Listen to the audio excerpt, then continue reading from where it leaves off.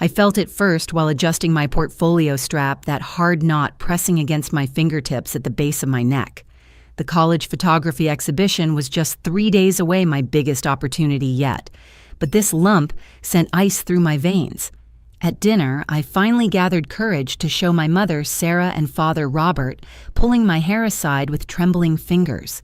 Mom's face hardened instantly, her fork clattering against her plate as she declared I was manufacturing drama for attention before my show. Dad nodded along, insisting I had always been theatrical when important events approached. They shifted conversation to Tyler's football scholarship, while I sat there, my pulse hammering against that terrifying mass beneath my skin. The next morning, I slipped away from my dormitory before Jessica, my roommate, woke up.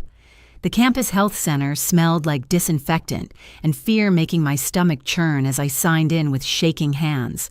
Dr. Martinez, a woman with gentle brown eyes, examined the lump with increasingly concerned expressions, her fingers probing carefully around the mass that had haunted my thoughts all night.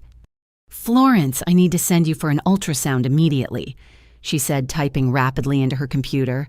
"This requires urgent evaluation." The ultrasound waiting room felt like a tomb. Other students browsed their phones casually while I pressed my palm against my neck, feeling that unwelcome intruder beneath my skin. The technician, a young man named Bradley, initially chatted about the weather, but his demeanor shifted the moment he placed the probe against my neck. His cheerful expression vanished, replaced by professional focus as he captured image after image, occasionally calling out measurements in medical terminology I couldn't understand. "I need to grab Dr. Patel for a second opinion," Bradley said, avoiding my eyes as he left the room. Dr. Patel arrived within minutes, her white coat pristine and her expression carefully neutral. She studied the screen intently, occasionally directing Bradley to capture specific angles. Their hushed conversation included words like irregular borders and vascular involvement that made my blood run cold. After what felt like hours, Dr. Patel sat beside me, her voice kind but firm. "Florence, we need to refer you to an oncologist as soon as possible. The mass shows concerning characteristics that require specialist evaluation." The word oncologist hit me like a physical blow. Cancer. They were worried about cancer. At 20 years old, with my whole life stretching ahead, that word felt impossible, surreal. Dr. Martinez met me back in her office with a referral packet, her face grave as she explained the urgency.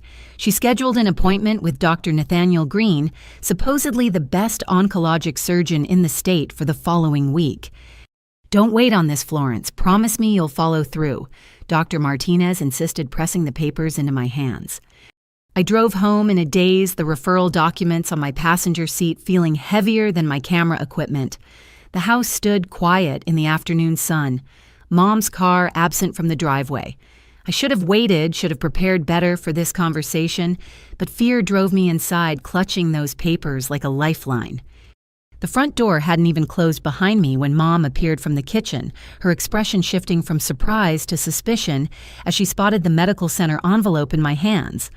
Before I could speak, she snatched the papers, her eyes scanning rapidly through the medical terminology and urgent recommendations. "Oncologist Florence, what have you done?"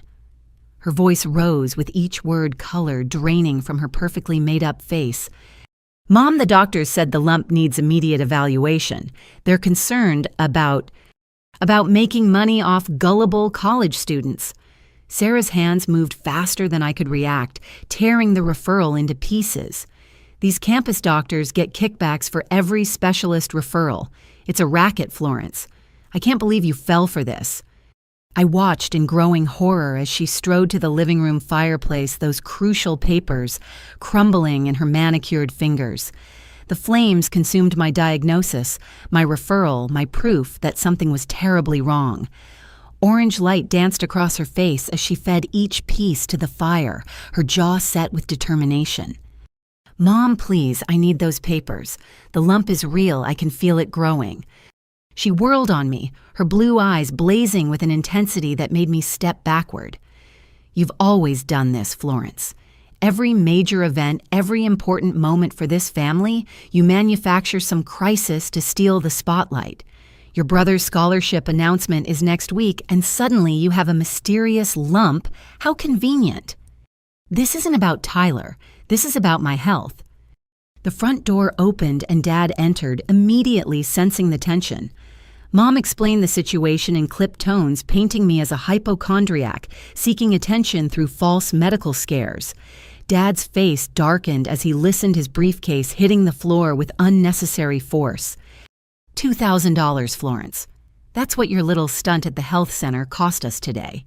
$2,000 for unnecessary tests because you can't handle your brother succeeding. The accusation stung worse than any physical pain. They truly believed I would fabricate illness for attention, that I was so petty and desperate that I'd invent a tumor to overshadow my younger brother. Tears burned my eyes as I pressed my hand against the lump, feeling its undeniable presence. Feel it, then. If you think I'm lying, feel it yourselves. Neither moved toward me. Mom turned back to the fireplace, ensuring every scrap of medical documentation had burned to ash.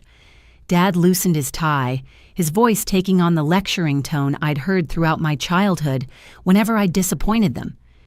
Your mother and I work ourselves to exhaustion maintaining this family's reputation and stability. We've sacrificed everything to give you and Tyler opportunities we never had. And this is how you repay us, with attention-seeking behavior that could damage our standing in the community. Having a medical condition isn't attention-seeking. Having a condition and imagining one are very different things, Mom interjected, brushing ash from her hands. You're anxious about your exhibition, about graduating next year, about adult responsibilities. That's normal. What's not normal is inventing medical emergencies to avoid dealing with reality. The lump throbbed as if responding to their denial, a steady pulse of wrongness at the base of my neck. But standing there, watching the last wisps of smoke carry away my medical proof, I realized argumentation was futile. They'd made their decision before I'd even walked through the door. In their minds, I was the dramatic daughter who couldn't let her brother shine, who needed constant attention and validation. I'm keeping my follow-up appointment, I said quietly, though I knew the words were hollow without insurance approval or parental support. Dad's laugh held no humor. With what insurance you're on our plan, Florence?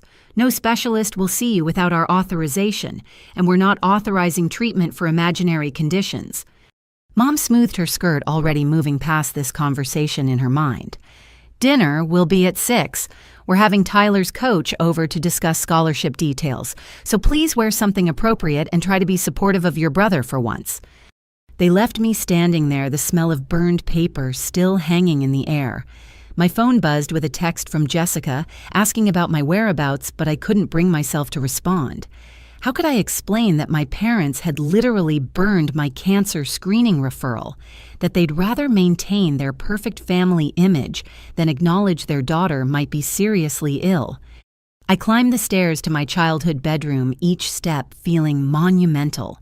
The lump pulsed with my heartbeat, a constant reminder of the betrayal downstairs. Through my window, I watched our suburban street carry on with normal life. Neighbors walking dogs, children riding bicycles, families who probably believed their parents would protect them from harm. The exhibition didn't matter anymore. My photography, my dreams, my entire future had compressed down to this thing growing inside my neck, and parents who refused to see it. I touched the lump again, mapping its edges, trying to convince myself it hadn't grown since morning. But deep down, I knew the truth, that my parents had just incinerated, along with those medical documents. Something was terribly wrong, and I was running out of time. 3 days after the burning incident, I woke to find a note slipped under my door. Dad's precise handwriting announced a mandatory family meeting at 4 o'clock sharp. No explanation, just the time, and a warning that attendance wasn't optional. My stomach clenched as I read it, the lump at my neck seeming to pulse with fresh anxiety. The morning dragged endlessly. I attempted to focus on my exhibition preparations, but my hands shook too badly to properly adjust my camera settings. Diana at Morrison Gallery called twice about the final setup, but I let it go to voicemail. How could I explain that my parents had scheduled a family tribunal that took precedence over my career? At 5 minutes to 4, I descended the stairs to find the living room arranged like a courtroom. Dad sat in his leather recliner, a manila folder balanced on his knee. Mom perched on the sofa's edge, her posture rigid with purpose. Tyler slouched in the corner armchair, still wearing his football practice jersey, confusion evident in his expression. "Sit," Dad commanded, pointing to the ottoman that placed me at the center of their semicircle. The folder opened to reveal printed pages, WebMD articles, psychiatric journals, blog posts about hypochondria. Mom had highlighted passages in yellow, her notations filling the margins in her schoolteacher script. My mouth went dry as I recognized the hours of research they'd compiled to diagnose me with mental illness, rather than acknowledge the physical mass growing in my neck. "Florence, your mother and I have spent considerable time understanding your situation." Dad began his tone, mimicking the patient voice he used with difficult clients. "We've consulted resources about medical anxiety in young women your age." Mom leaned forward, her perfume overwhelming in the closed space. "It's more common than you'd think, sweetheart. Young women facing major life transitions often manifest physical symptoms as a cry for help. The mind is powerful. It can create sensations that feel completely real.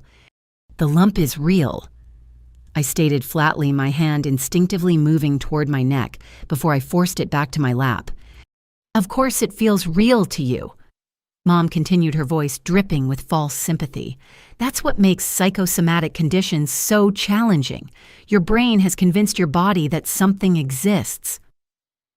Tyler shifted uncomfortably, his eyes darting between our parents and me. At 18, he still held on to the belief that our parents acted in our best interests, that faith would crumble today, though he didn't know it yet. Dad cleared his throat, moving to the next phase of their intervention. "We've made some decisions for your well-being, Florence. First, we've modified your health insurance coverage. Specialist visits are no longer covered without explicit approval from your primary physician, who must go through us first." The words hit like physical blows. They were systematically cutting off my access to medical care, building walls between me and any hope of treatment. My fingers curled into fists, nails biting into my palms as I fought to maintain composure. "You can't do that. I'm 20 years old. I'm an adult." "An adult still on our insurance plan," Dad countered smoothly. "An adult whose education we finance, whose housing we supplement, whose entire life we support. With that support comes certain guidelines." Mom produced another document, this one, bearing the letterhead of our family physician, Dr. Harold Montgomery, a man who'd attended their dinner parties for 15 years, whose daughter had been in Tyler's graduating class. His loyalty to my parents far exceeded any medical oath. "Dr. Montgomery agrees that your symptoms are stress-related. He's prescribed a mild anti-anxiety medication and recommends counseling for your attention-seeking behaviors. He hasn't even examined me." The words exploded out, my careful control shattering. How can he prescribe anything without seeing the lump? Because there is no lump. Dad's patience evaporated, his face flushing red. "There's a stressed young woman who can't handle her brother's success, who needs to create drama to remain the center of attention." Tyler flinched at the accusation, his confusion deepening. "What's going on, Flor? Are you sick?" "Tyler, your sister is experiencing psychological difficulties." Mom explained, her tone suggesting she was protecting him from ugly truths. "It's nothing for you to worry about. Focus on your scholarship meetings." The dismissal of my brother's concern sparked fresh rage. They were painting me as the unstable sister, the family burden who couldn't celebrate others' achievements without manufacturing crisis. Tyler would remember this version of events, would carry their narrative forward unless I could make him see truth. "Feel my neck," I said directly to Tyler, ignoring our parents' sharp intakes of breath. "Right here at the base. Feel it yourself and tell me it's imaginary." Tyler started to rise, but Dad's sharp command froze him mid-motion. "Tyler, sit down. We don't indulge delusions. It only makes them worse." "Robert's right." Mom added quickly. Participating in Florence's fantasy would be enabling harmful behavior. We have to show tough love. The phone rang, shattering the tension. Mom glanced at the caller ID, her lips pursing with annoyance. "It's your Aunt Margaret." Again. "Don't answer," Dad instructed, though Mom had already declined the call. "We don't need her interfering with family matters." Aunt Margaret. Mom's younger sister who lived 3 states away, who sent birthday cards with handwritten notes and called every Sunday without fail. The sister Mom rarely discussed, whose photos had mysteriously vanished from family albums over the years. A cold suspicion crept through my mind as I watched Mom silence the phone. "Why is Aunt Margaret calling?" I asked, noting the guilty glance my parents exchanged. "She's been having some health issues. Nothing serious," Mom said too quickly, her fingers worrying at her wedding ring. "Just her usual dramatics." The lie hung obvious in the air, but before I could pursue it, Dad returned to his agenda. He produced a final document, this one requiring my signature. The text swam before my eyes. Something about voluntary agreement to family health decisions, acknowledgement of anxiety disorders, consent for modified insurance terms. "Sign it, Florence. Accept help. Stop this destructive behavior before it ruins your future." My future. You're denying me medical care for a growth that could be killing me, and you're worried about my future. The words triggered something in Mom. She stood abruptly, her composure cracking to reveal raw emotion beneath. "Nobody is dying. Nobody in this family is sick. We are healthy, successful people who don't create problems where none exist." Her vehemence startled even Dad. Tyler shrank back in his chair, recognizing Mom's rare but terrifying temper. I'd seen it only twice before. Once when a teacher suggested Tyler might have learning disabilities, and once when a neighbor asked if our family had a history of mental illness. Both times she'd reacted as if personally attacked, as if the mere suggestion of imperfection was unbearable. Sarah, Dad warned, but Mom was beyond restraint. "I won't have it, Robert. I won't have people whispering about us, pitying us, treating us like we're damaged goods. We've worked too hard to build this life, this reputation. I won't let her destroy it with her need for attention." The outburst revealed more than hours of calm manipulation could have. This wasn't about money or insurance or even believing I was lying. This was about image, about the perfect family facade they'd constructed and would protect at any cost. My health. My life meant nothing compared to their social standing. Tyler found his voice quiet but persistent. "What if she's not lying, though? What if there really is something wrong?" The question hung suspended in the sudden silence. For a moment, I saw fear flicker across Mom's face. Not fear for me, but fear of the possibility itself. Then Dad's hand came down on the arm of his chair with finality. "There is nothing wrong except what Florence has created in her mind. This discussion is over." But it wasn't over. Not when the phone rang again, Aunt Margaret's number lighting up the screen with persistence that suggested urgency beyond casual checking in. Not when Mom's hands trembled as she powered off the phone entirely. Not when I caught Dad glancing at my neck with something that might have been doubt before his expression hardened again. "We've also contacted your school," Dad announced, the punishment continuing. "They've been informed that you're receiving private family care for anxiety-related issues. Any attempts to seek treatment through campus services will be reported to us immediately." The trap was complete. They'd cut off every avenue, blocked every path to help. Insurance, campus health, even Dr. Montgomery, all aligned against me.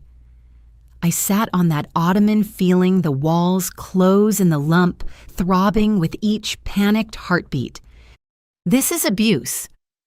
I whispered the words falling into space between us like stones into deep water.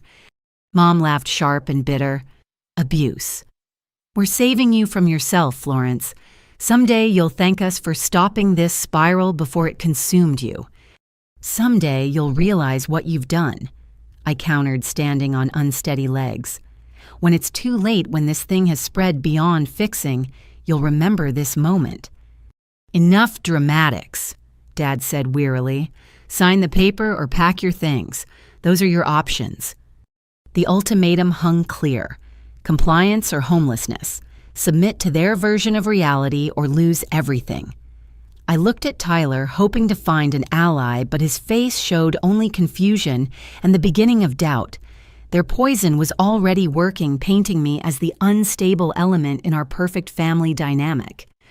I signed the paper with numb fingers, each letter of my name a small death. They'd won this round, forced my hand through financial coercion and systematic isolation.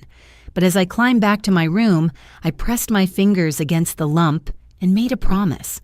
Somehow, someway, I would find help. Their denial couldn't change biology, couldn't stop whatever was growing inside me. Through my window, I watched Aunt Margaret's name appear once more on Mom's phone screen before she blocked the number entirely. Whatever secrets they were keeping, whatever history they were desperate to bury, it was worth more to them than their daughter's life. That truth hurt worse than any tumor ever could. The morning sun streaming through Morrison Gallery's floor-to-ceiling windows usually energized me, but 3 weeks after the family meeting, I could barely lift my camera bag from my car. Each piece of equipment felt like it weighed 50 pounds, though I knew my Nikon setup hadn't changed. What had changed was my body's ability to carry what had once been effortless. Diana emerged from her office as I struggled with the tripod case, her keen artistic eye immediately cataloging details others might miss. The gallery owner possessed an uncanny ability to read people, like installations deconstructing their pieces to understand the whole. Today her gaze lingered on my neck, though I'd carefully arranged a silk scarf to hide the growing mass. "Florence, darling, you look exhausted. The Henderson wedding shoot isn't until 2. Why don't you rest in the back office?" I forced brightness into my voice, adjusting the scarf as casually as possible. "Just didn't sleep well. Pre-show jitters, you know." Diana's expression suggested she knew nothing of the sort, but she allowed the lie to stand. The Henderson wedding, a coup for a student photographer arranged through Diana's connections. The mother of the bride had specifically requested the young artist with the emotional eye after seeing my portfolio. 6 months ago, I would have been ecstatic. Now I wondered if I'd survive the 8-hour shoot. The morning crawled by as I attempted to organize equipment for the wedding. My hands trembled while switching lenses, and twice I had to sit down when dark spots danced across my vision. The fatigue went bone deep, unlike anything I'd experienced before. Not the exhaustion of all-nighters or final exams, but something systemic, as if my body was dividing its resources between basic function and fighting an internal war. "Florence, could you grab the reflector kit from the storage room?" Diana called from the front desk where she was finalizing contracts. The storage room sat at the back of the gallery, perhaps 30 feet away. 6 months ago, I would have jogged there without thought. Now those 30 feet stretched like a marathon. I gripped the wall for support, willing my legs to cooperate. The reflector kit sat on a shelf at eye level, but lifting my arms to reach it sent shooting pains through my neck and shoulders. "Let me get that." Diana appeared beside me, her expression no longer politely concerned, but genuinely alarmed. She retrieved the kit easily, then placed a gentle hand on my shoulder. The touch was meant to be comforting, but I couldn't suppress a wince as her fingers grazed the edge of the swollen area. "Florence, what's really going on? And please don't insult my intelligence with more lies about poor sleep." The kindness in her voice nearly broke me. Here was an adult who actually saw my declining condition, who cared enough to push past polite fiction. But the family meeting's threats echoed in my mind. Any attempt to seek help would result in losing my housing, my education, my future. "I'm just under a lot of stress. Family stuff, you know how it is." Diana studied me with those artist's eyes, reading the story written in my pallor, my careful movements the way I unconsciously protected my neck. "I know that whatever's happening, you're not getting the support you need. My door is always open, Florence. Always." The Henderson wedding shoot became a test of endurance. The bride Charlotte glowed with happiness while I struggled to hold my camera steady. During the ceremony, I braced myself against architectural elements, a column here, a railing there, disguising my weakness as artistic positioning. The reception proved worse with heavy equipment changes and constant movement through crowded spaces. "You're incredibly talented," Mrs. Henderson gushed during a break in formal photos, "though you look rather pale, dear. Are you feeling all right?" Her motherly concern almost undid my composure. Here was a stranger showing more care for my well-being than my own parents. I mumbled something about the heat and escaped to the bathroom, where I confronted my reflection. The scarf had shifted during the shoot, revealing the mass that now distorted the natural line of my neck. No longer a lump, but a visible growth, angry and swollen, impossible to dismiss as imagination. I adjusted the scarf with shaking hands, applied more concealer to the bruise-like discoloration spreading from the site, and returned to finish the shoot through sheer will. Every photo cost me each smile I coaxed from the wedding party, paid for with my diminishing reserves. By the time I packed up my equipment, my entire body screamed with exhaustion. The drive back to my apartment required 3 stops, twice to rest when dizziness threatened my ability to navigate traffic, once to vomit quietly behind a gas station. The nausea had started a week ago, sporadic at first, but increasing in frequency. Another symptom my parents would dismiss as psychosomatic, another sign my body was betraying me while they remained steadfast in their denial. Jessica was studying at the kitchen table when I stumbled through our apartment door. My roommate looked up from her nursing textbooks, her trained eyes immediately assessing my condition. We'd been randomly paired freshman year, but had chosen to continue living together through genuine friendship. She knew about my family's quirks, though not the full extent of their current cruelty. "Florence, you look like death. Sit down before you fall down." I collapsed onto our secondhand couch, too exhausted to maintain pretenses. Jessica abandoned her studying to bring me water, her movements efficient with medical training. She perched on the coffee table, watching me struggle to take small sips without triggering more nausea. "How long has this been going on? Really going on, not whatever story you've been telling people." "Since I found the lump, it's getting worse, Jess. Everything's getting worse." Jessica reached for my neck, but I caught her wrist. "Don't. If you feel it, if you confirm it's real, I'll fall apart. And I can't afford to fall apart right now." "You can't afford not to get treatment, Florence. Whatever's going on with your parents, your health has to come first." They removed specialist coverage from my insurance, convinced our family doctor I'm having psychological problems, told the campus health center I'm receiving private care for anxiety. I'm trapped, Jess. Completely trapped. Jessica's expression cycled through disbelief, anger, and determination. "That's medical neglect. It's abuse. There are resources, legal options." "With what money? What lawyer they pay for everything? My apartment, my tuition, my food. Without them, I have nothing. I lose my education, my future, everything I've worked for." "Without treatment, you might lose your life." The words hung between us, stark truth neither of us had voiced before. Jessica was right, of course. Every day brought new symptoms, fresh evidence of my body's losing battle. But the trap my parents had constructed was perfect in its simplicity.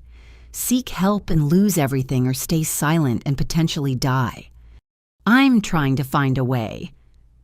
I whispered, exhaustion making honesty easier. "Diana knows something's wrong. Maybe she has connections. Maybe there's some way to get help without going through official channels." Jessica squeezed my hand, her nursing instincts clearly warring with friendship's limitations. "What about your brother, your extended family? There has to be someone who can help." "Tyler's starting to doubt me thanks to our parents' campaign. And my Aunt Margaret, something happened there. Mom blocked her number after she kept calling during the family meeting. There's history. I don't understand something they're desperate to hide." We sat in silence as twilight painted our small living room in purple shadows. The lump throbbed with my pulse, a constant reminder of time. Passing cells, dividing, chances diminishing. Soon the scarf wouldn't be enough to hide it. Soon the fatigue would prevent me from working at all. Soon the choice between silence and survival would be made for me by simple biology. "Promise me something," Jessica said finally, her voice fierce with protective anger. "If you collapse, if something happens that requires emergency treatment, you let them treat you. Don't protect your parents' reputation at the cost of your life." I nodded, though we both knew how little control I might have in such a situation. The wedding photos waited on my memory cards, beautiful moments captured while I deteriorated behind the lens. Art created, while dying beauty preserved, by someone whose own body was betraying her. There was poetry in that, though not the kind I'd ever wanted to write. Grandmother Eleanor arrived for her 75th birthday celebration on a Thursday afternoon, her silver Mercedes pulling into our driveway with the practiced precision of someone who'd made this journey countless times. From my bedroom window, I watched Dad rush out to help with her luggage, his movements unusually hurried. Mom stood in the doorway, her smile fixed, but tense arms crossed over her chest in a posture I recognized as defensive. I'd been looking forward to Grandmother's visit for weeks. Unlike my parents, she possessed a sharp pragmatism that cut through pretense. If anyone could see through their denial, could force them to acknowledge the truth written in my declining health, it would be Eleanor. The scarf around my neck had been replaced by a turtleneck despite the warm spring weather, the mass now too large for silk to disguise. "Florence, come help your grandmother settle in." Mom's voice carried up the stairs with false cheerfulness. I descended carefully, gripping the banister as dizziness threatened my balance. 3 days had passed since the Henderson wedding, and my body hadn't recovered from the exertion. Diana had insisted I take time off her concern, evident despite my attempts at reassurance. The gallery felt like my only safe space, now the one place where someone saw my struggle without judgment. Grandmother Eleanor stood in our foyer, her steel-gray hair perfectly coiffed, her bearing regal despite her age. Those sharp blue eyes, the same shade as Mom's but infinitely warmer, found me immediately. Her expression shifted, cataloging changes with the thoroughness of someone who'd raised 3 children and buried a husband. She opened her arms for an embrace, and I fell into them gratefully. My darling girl," she murmured against my hair, "let me look at you properly." She held me at arm's length, those keen eyes missing nothing. The weight loss, the pallor, the careful way I held my head to minimize pain. Her fingers ghosted near my neck, not quite touching, but clearly noting the turtleneck in spring. When her gaze met mine again, I saw knowledge there, terrible understanding that made my throat tight with unshed tears. "Eleanor, you must be exhausted from the drive," Mom interjected quickly. "Your room is ready and dinner will be at 6. "Sarah, I've driven here from Richmond dozens of times. I'm perfectly fine." Grandmother's tone brooked no argument. Florence was about to show me her latest photography work, weren't you, dear? It wasn't a question. I nodded, grateful for the excuse to escape my parents' suffocating presence. Grandmother linked her arm through mine, her grip surprisingly strong, as she provided subtle support for my unsteady gait. We made our way to the converted garage that served as my makeshift studio, leaving my parents exchanging worried glances behind us. Once inside the studio, away from watching eyes, Grandmother's facade crumbled. She guided me to sit on the worn love seat I'd rescued from a yard sale, then settled beside me with careful movements that belied her age. Her hand found mine, paper-dry skin warm and comforting. "Show me," she said simply. I knew what she meant. With trembling fingers, I pulled down the turtleneck's collar, revealing what I'd hidden for weeks.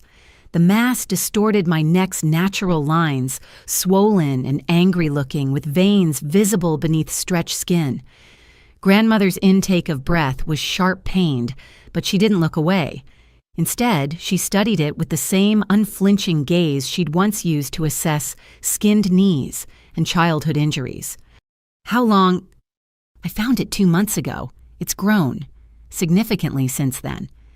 "And your parents?" "They burned my referral to an oncologist, said I'm making it up for attention, that it's all in my head.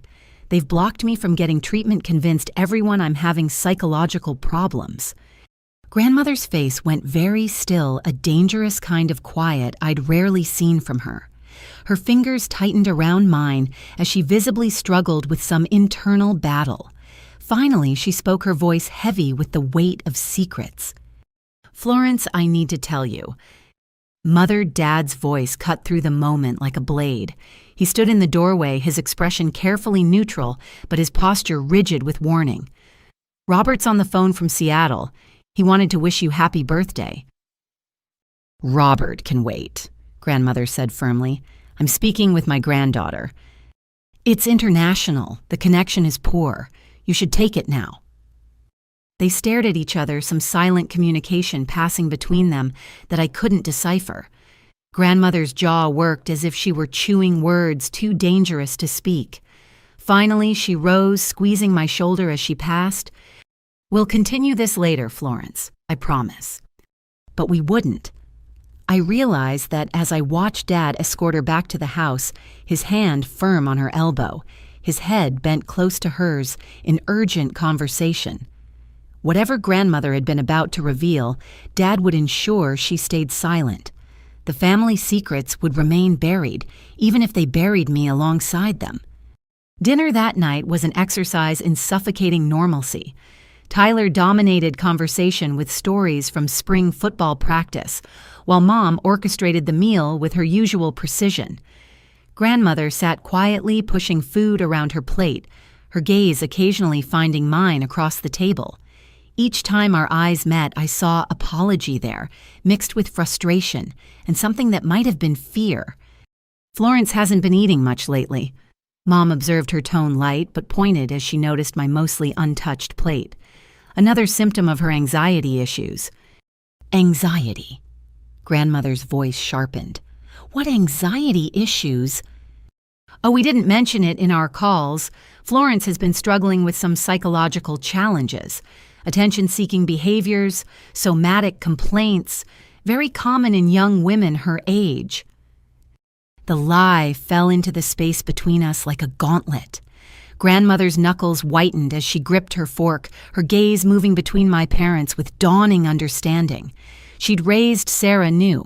Her tells recognized the particular brand of denial her daughter wielded like a weapon. "I see," Grandmother said slowly, "and these somatic complaints, what form do they take?" Dad cleared his throat, warning, but Grandmother ignored him. Her eyes stayed fixed on Mom, who fidgeted with her napkin under that steady regard. The silence stretched uncomfortably until Tyler shifted in his seat, clearly sensing undercurrents he didn't understand. "She thinks she has a tumor," Tyler offered, trying to diffuse tension he couldn't name. But Mom and Dad took her to Dr. Montgomery, and he said it's just stress. Dr. Montgomery examined her. Grandmother's question came sharp as a scalpel. "He didn't need to examine her," Mom replied defensively. "Robert and I provided comprehensive information about her behaviors. Harold agreed that validating delusions would be counterproductive. Harold Montgomery hasn't practiced real medicine in 15 years. He writes prescriptions for country club wives and signs whatever forms keep his lifestyle funded." Grandmother's words dripped contempt. "If my granddaughter has a growth, there is no growth." Mom's composure shattered her voice, rising to near shriek. "There is no tumor, no cancer, no disease. We are not those people, Mother. We are not victims of some genetic curse." The words hung in the air like a confession. Dad reached for Mom's hand, but she yanked away, standing so abruptly her chair scraped against hardwood. Her face had gone blotchy with emotion, years of careful control fracturing in seconds. "Sarah," Grandmother said gently, "denying family history doesn't change. There is no family history Margaret made. Her choices lived her lifestyle. What happened to her has nothing to do with us. Margaret died of thyroid cancer that went undiagnosed for months because she couldn't afford proper screening. She was 25 years old, Sarah. Your sister was 25. The revelation hit me like a physical blow. Aunt Margaret was dead, had been dead for years apparently, while my parents maintained the fiction that she was simply estranged. Phone calls that never connected, birthday cards never returned, a sister erased from existence because her death didn't fit their narrative of genetic superiority. She didn't. Mom's protests tangled together lies too twisted to maintain. She died in my arms, Grandmother continued relentlessly, begging me to make sure her niece and nephew knew the truth about our family's medical history, the thyroid conditions, the autoimmune disorders, the cancers that strike young if not caught early. I promised her, Sarah. I promised my dying daughter I'd protect her sister's children. And I promised myself I'd protect my children from that fear, Mom shot back. From growing up thinking they're doomed, checking every bump and lump, living in terror of their own bodies. So instead, you let them die of treatable conditions. The question fell like a hammer blow. Tyler had gone pale, his gaze moving between family members as his worldview restructured itself. Dad sat frozen, his careful neutrality shattered by revelations he couldn't spin or control. And Mom stood there with tears streaming down her face, her perfect makeup destroyed, looking every inch the frightened woman who'd watched her sister die and decided denial was safer than truth. Florence needs treatment, Grandmother stated firmly. Whatever it costs, whatever specialists she needs, I'll pay for it. This ends now. You will not interfere in our family. Dad found his voice authority reasserting itself. We are her parents. We make medical decisions for our dependent children. Then I'll petition for medical guardianship based on neglect. I'll hire lawyers, create public scandals, destroy the reputation you value more than your daughter's life. Don't test me, Robert. I've already buried one grandchild. I won't bury another. The threat landed with devastating effect. Dad's face went through several color changes as he calculated social damage versus filial obedience. Mom sank back into her chair, looking smaller than I'd ever seen her. The careful constructs of our family dynamic lay in ruins, truth finally too heavy for delusion to support. But even as hope bloomed in my chest, I saw the glance my parents exchanged. The silent communication of partners who'd weathered storms before, who knew how to close ranks against outside threats. Grandmother was 75, lived states away, had limited resources for extended legal battles. They could wait her out, make promises they wouldn't keep, maintain their stranglehold through simple proximity. We should discuss this privately, Dad said smoothly, his corporate negotiation voice emerging. After cake, perhaps. It is your birthday after all, Eleanor. My birthday wish is for my granddaughter to see an oncologist immediately. And she will, Mom lied with recovered composure. We've already been reconsidering our approach. Haven't we, Robert? Of course. Florence's well-being is our primary concern. Always has been. The lies came so easily delivered with such conviction that even I might have believed them if not for months of evidence to the contrary. Grandmother's expression suggested she harbored no such delusions, but she allowed the fiction to stand. Perhaps she, too, needed time to strategize to figure out how to save a granddaughter from parents who preferred a dead child to an imperfect one. After dinner, I tried to corner Grandmother alone, desperate for the rest of her revelations about family history. But my parents had learned their lesson. Dad monopolized her attention with financial discussions, while Mom hustled me upstairs, insisting I looked tired and needed rest. From my bedroom window, I watched them take Grandmother for an evening walk, one on each side, like gentle jailers. Tyler knocked on my door near midnight, his face puffy from crying. My golden boy brother, the football star with the scholarship and bright future, looked lost and young in his pajamas. He sat on my bed, shoulders hunched with the weight of unwelcome knowledge. Is it true about Aunt Margaret, about genetic stuff? I don't know. Tonight's the first I've heard of it. But Tyler, this lump is real. I need you to know that to believe me. It's real and it's getting worse. He nodded slowly, processing truths that shattered 18 years of parental infallibility. Grandmother seemed really scared. I've never seen her like that before. She recognized something, maybe from Aunt Margaret, maybe from other family history they've hidden. There's so much we don't know, Tyler. So much they've kept from us. What are you going to do? The question I asked myself hourly. What could I do, trapped by financial dependence and systematic isolation? Even with grandmother's support, my parents held all the cards. They'd proven tonight that they'd rather live with comfortable lies than face difficult truths, even if those lies cost their daughter's life. I don't know, I admitted. Try to survive until I can find a way out.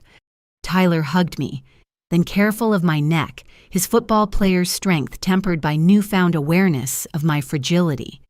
When he left, I lay in the dark, feeling the mass pulse with my heartbeat, wondering how many more family dinners I'd survive. Grandmother would leave in 2 days, return to Richmond with her terrible knowledge and limited power to help, and I'd remain here dying by degrees while my parents perfected their performance of loving concern. The betrayal had deepened tonight, spread from simple denial to revealed deception spanning years. They'd hidden a sister's death, erased family medical history, chosen reputation over truth at every turn. The lump at my neck felt almost secondary to the cancer of lies that had metastasized through our family's foundation. Both were killing me, but only one made me wish I were already dead. The morning shift at Bradley's bookstore had always been my sanctuary. Between the gallery work and family chaos, these quiet hours among towering shelves offered peace I found nowhere else. Thomas Bradley, the owner, understood my love for the written word and had hired me sophomore year, despite my lack of retail experience. Now, 8 months later, I could barely manage the simple task of alphabetizing returns. My hands trembled as I lifted a hardcover biography from the cart, its weight seemingly tripled since last week. The book slipped from my weakened grip, landing spine first on the polished floor with a crack that echoed through the empty store. I stared at it, calculating the energy required to bend down, retrieve it, and start again. The equation felt insurmountable. Take your time, Florence. The books aren't going anywhere. Thomas emerged from behind the ancient cash register, his kind face creased with concern. At 53, he moved with the careful grace of someone who'd spent decades navigating narrow aisles and precarious book stacks. His salt and pepper beard couldn't hide the worry in his expression as he watched me struggle with tasks that had once been effortless. I'm fine, just butterfingers today. I lied, forcing myself to reach for the fallen book. The movement sent shooting pains from my neck down my left arm, making me gasp involuntarily. Thomas retrieved the book himself, placing it gently on the cart. Why don't you work the register this morning? I can handle the shelving.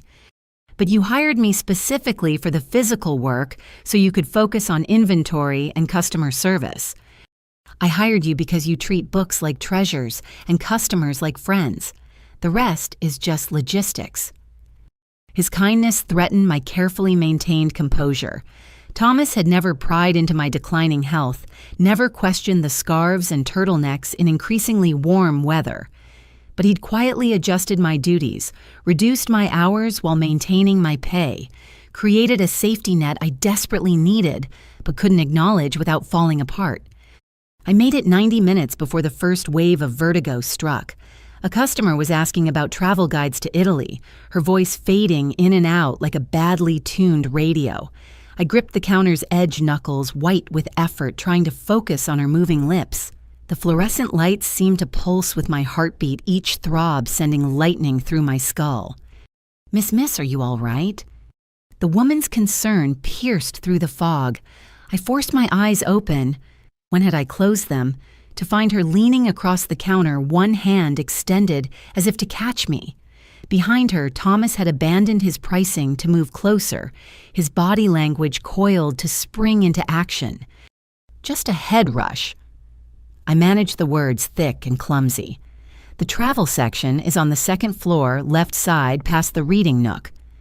She departed reluctantly, casting worried glances over her shoulder.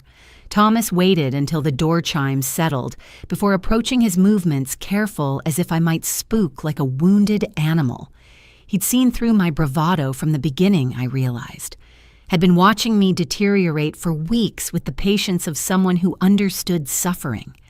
"Florence, when's the last time you ate something substantial?" The question required thought I couldn't spare. Yesterday, the day before food had become an enemy, my throat too swollen to swallow comfortably my stomach, rebelling against anything more complex than water and crackers. The energy required to eat felt better spent on simply surviving each day. This morning, I lied reflexively. Big breakfast. Try again. And this time, remember that I've known you for almost 3 years. You're a terrible liar when you're healthy, and whatever's happening now has only made you worse at it. Tears pricked my eyes at his gentle honesty. Here was another person willing to see my truth, to acknowledge what my parents denied with such vehemence. But acknowledging meant explaining, and explaining meant revealing the depth of my family's betrayal. The words tangled in my throat, trapped behind the mass that grew larger each day. Thomas, I can't talk about it, please." He nodded slowly, decision crystallizing in his weathered features. "All right. But you're taking a break. There's soup in my office fridge. Annie made too much, again insisted I bring leftovers. You're going to eat at least half a bowl while I handle the floor. The afternoon rush. We'll survive without you for 30 minutes. Go. That's an order from your tyrannical boss." His wife Annie's soup was homemade chicken noodle still warm in its container. I managed 3 spoonfuls before my body rebelled, sending me racing for the employee bathroom. When I emerged shaky and humiliated, Thomas stood outside with a bottle of water and a dampened paper towel. "That's it. I'm calling someone to pick you up." "No." The word came out sharper than intended panic flooding my system. If he called my parents, if they discovered I'd been struggling at work, they'd use it as evidence of my supposed mental breakdown. "Please, Thomas, I just need a few minutes. I can finish my shift." "Florence, you can barely stand upright. Whatever's going on pushing yourself like this isn't helping." "You don't understand. If I leave early, if anyone finds out I'm struggling, I'll lose everything. My job, my apartment, my education. Everything depends on maintaining the illusion that I'm fine." He studied me with eyes that had seen too much of the world's cruelty.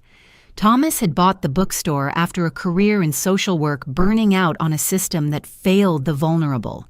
He recognized desperation, knew the look of someone trapped by circumstances beyond their control.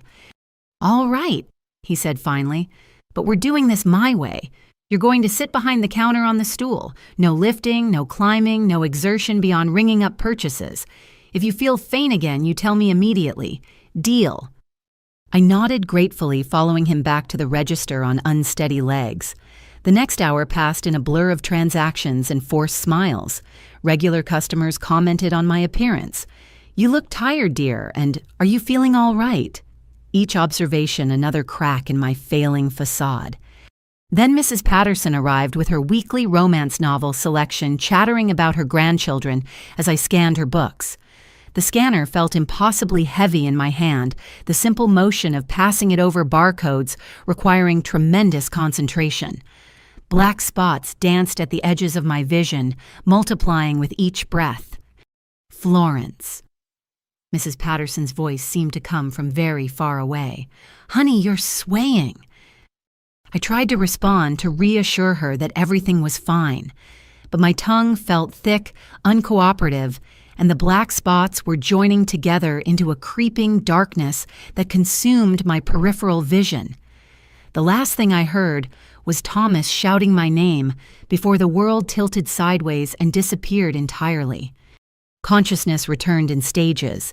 The smell of old paper and coffee, the feel of cool concrete beneath my cheek, voices raised in urgent discussion. I lay still, taking inventory of my body while keeping my eyes closed. The pain in my neck had spread down my spine, a line of fire that made even breathing an ordeal. "Ambulance is 3 minutes out." Thomas's voice tight with worry. "Should we move her, Mrs. Patterson, near tears?" "No, keep her still. Florence, can you hear me?" I opened my eyes to find Thomas kneeling beside me, his face upside down from my position on the floor.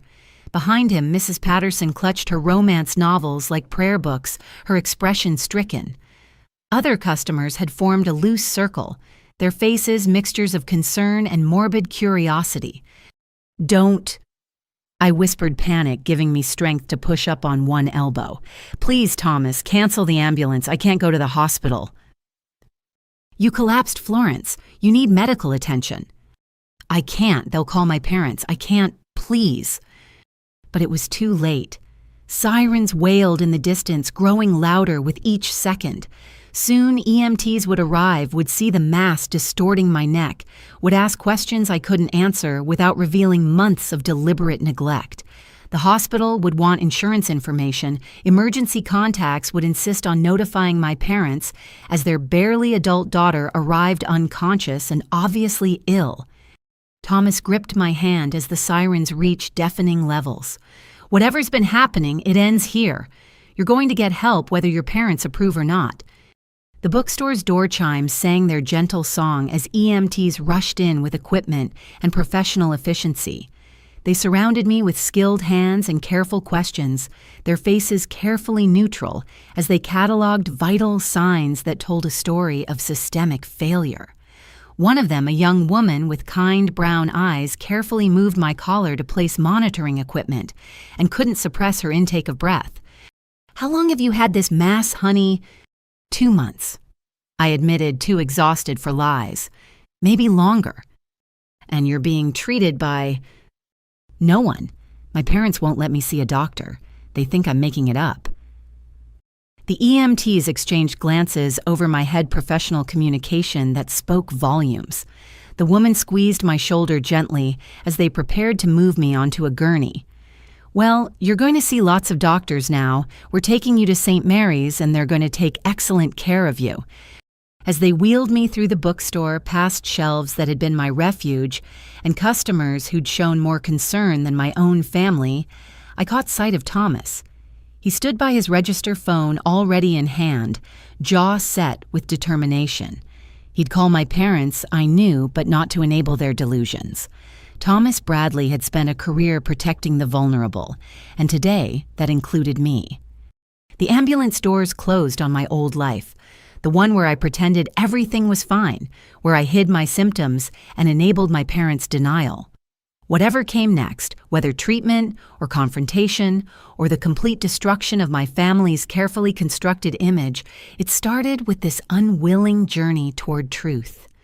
The sirens wailed as we raced through familiar streets, each turn taking me closer to a reckoning 2 months in the making. The mass at my neck throbbed with my racing heartbeat, no longer hidden, no longer denied.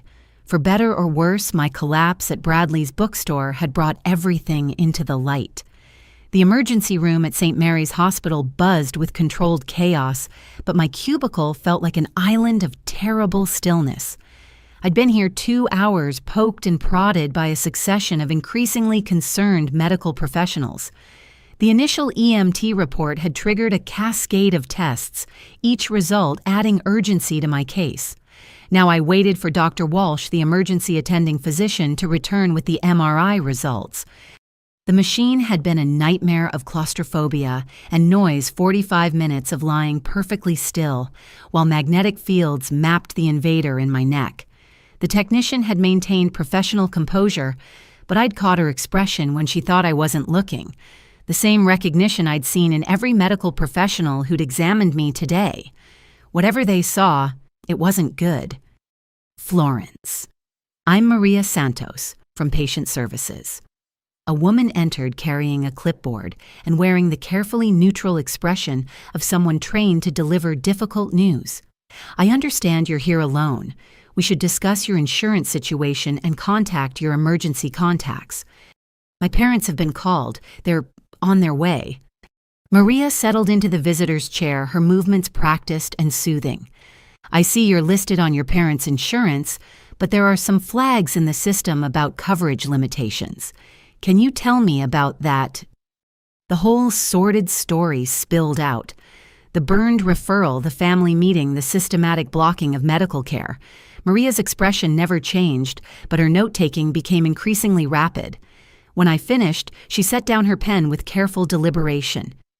"Florence, what your parents have done may constitute medical neglect. You're 20 years old, legally an adult. There are options available to ensure you receive necessary treatment regardless of their consent." "But they pay for everything, school housing, food." "Your life is worth more than tuition. We have emergency funds, charity care programs, legal advocates who specialize in cases like yours. But first, let's see what Dr. Walsh has found." As if summoned by her words, Dr. Walsh appeared in the doorway. Mid-40s with prematurely gray hair, he carried himself with the gravity of someone about to deliver life-altering news. The large envelope in his hands contained films that would either validate months of suffering or confirm my parents' accusations of attention-seeking. "Florence, I've reviewed your MRI results with our radiologist and oncology team." He pulled the films from their envelope, holding them up to the fluorescent light. "This mass at the base of your neck is approximately 6 centimeters in diameter. It's pressing against your trachea, which explains your breathing difficulties, and has begun to infiltrate surrounding tissue structures." The image looked alien, a white starburst of wrongness where smooth tissue should be.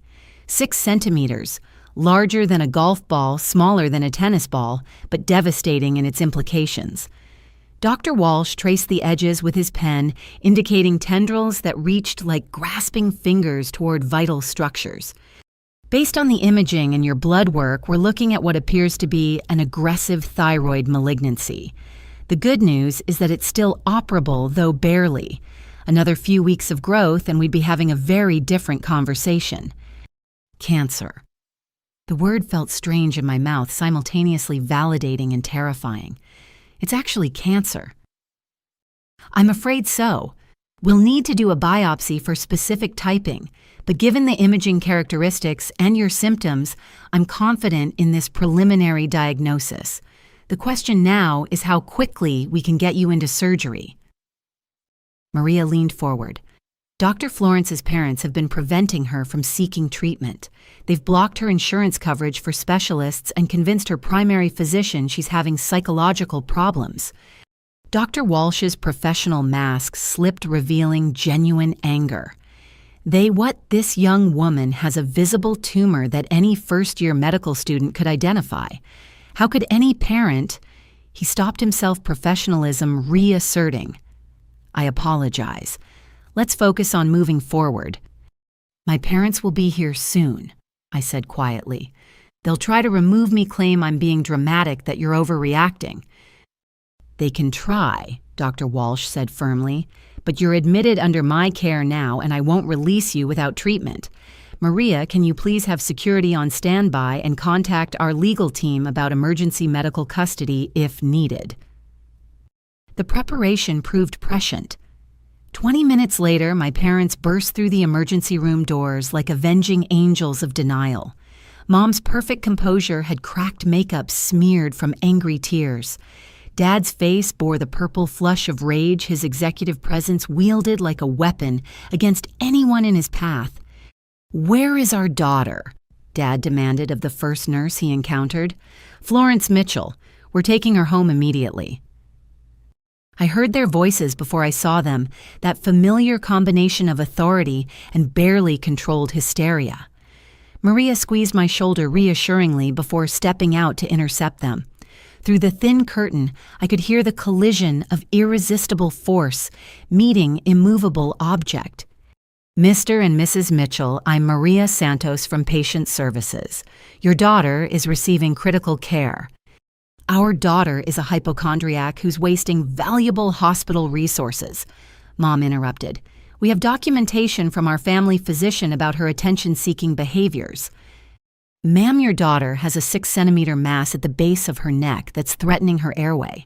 She requires immediate oncological intervention." Silence fell like a dropped stone. For 3 heartbeats, the only sounds were distant monitor beeps and rolling gurneys. Then Dad's voice, lower, but more dangerous. "You're mistaken. Our daughter has anxiety. Dr. Montgomery confirmed. Would you like to see the MRI results?" Dr. Walsh had joined the conversation, his tone brooking no argument. because I'd be happy to show you exactly what 2 months of denied treatment have allowed to grow in your daughter's neck. The curtain pulled back to reveal my parents flanked by medical professionals. Mom's face had gone pale beneath her smeared mascara, her hands clutching her purse like a lifeline. Dad maintained his aggressive posture, but uncertainty flickered in his eyes. Behind them, a security guard stood at discreet attention. Florence. Mom breathed, taking in my hospital gown, the IV line, the monitors recording vital signs that told their own truth. "What have you done?" "She's gotten help," Dr. Walsh answered for me. He clipped the MRI films to the light box mounted on my cubicle wall, illuminating my disease for all to see. "This is your daughter's thyroid mass. These white areas indicate tissue invasion. This narrowing here is where it's compressing her trachea. Without treatment, she had perhaps 6 to 8 weeks before complete airway obstruction." My parents stared at the films as if they could will them to change, to transform into the psychological manifestation they'd insisted upon. Dad recovered first, his business instincts seeking angles and exits from this unwelcome reality. "There must be some mistake. Our family physician is either incompetent or complicit in medical neglect," Dr. Walsh interrupted. "This mass is visible to the naked eye. It's palpable through basic examination. No competent physician could miss this, which means he chose not to look." Mom sank into the visitor's chair Maria had vacated, her carefully constructed world crumbling. She reached toward my neck with trembling fingers, stopping just short of contact. For the first time in 2 months, she truly saw what she desperately avoided. The visible distortion, the angry swelling, the thing that made her daughter imperfect and therefore impossible. "Just like Margaret," she whispered the words barely audible. "Oh God, it's exactly like Margaret." Margaret. Dr. Walsh's attention sharpened. "Family history of thyroid cancer." My sister, Mom, admitted, tears flowing freely now. "She died at 25, the same type of mass, the same location. We couldn't afford... She didn't have insurance by the time anyone took it seriously." "And you thought denying your daughter's symptoms would somehow prevent history from repeating." Dr. Walsh's disgust was barely concealed. "Genetic predisposition doesn't care about your denial, Mrs. Mitchell. It only cares about early detection and treatment." Dad had moved to the light box, studying the films with the intensity he usually reserved for quarterly reports. His finger traced the tumor's outline, following those reaching tendrils with growing horror. When he turned back, his face had aged a decade in minutes. "How soon can she have surgery?" The question marked a fundamental shift. Not whether, but when. Not denial, but acceptance forced by irrefutable evidence. Dr. Walsh relaxed marginally, recognizing the pivot from adversary to ally. "We're scheduling her for Thursday with Dr. Patricia Kumar, our head of oncological surgery. 3 days to stabilize her levels and ensure she's strong enough for the procedure. It'll be extensive. The mass has infiltrated significantly. We may need to remove substantial tissue, possibly requiring reconstruction." "Whatever it takes," Dad said quietly. "Whatever she needs." "We'll pay for everything," Mom added, her voice hollow with shock. "The best rooms, the best surgeons, whatever insurance won't cover." "Actually," Maria interjected smoothly, "Florence may qualify for independent coverage given the documented medical neglect. We'll need to explore all options to ensure continuity of care." The implications hung heavy. Potential legal ramifications, social services involvement, the complete dismantling of their carefully maintained facade. I watched my parents absorb this new reality, saw them finally understand that their denial had nearly killed their daughter. Can we have a moment alone with Florence?" Mom asked, her usual commanding tone replaced by something small and broken. Dr. Walsh glanced at me for permission. I nodded slowly, though exhaustion made even that simple movement difficult. The medical team filed out Maria, touching my hand in silent support. Security remained visible through the doorway, a reminder that my parents' power had limits within these walls. Mom approached cautiously as if I might shatter at contact. Her fingers ghosted over the mass she'd denied for months, finally acknowledging its undeniable presence. Dad stood behind her, his hand on her shoulder, both of them looking lost in this new landscape where their daughter had cancer, and they were the villains in her story. "We were so afraid," Mom whispered. After watching her die slowly while we stood helpless, we couldn't face it happening again. So you decided to let it happen faster." The words came out harsher than intended, months of suppressed anger finding voice.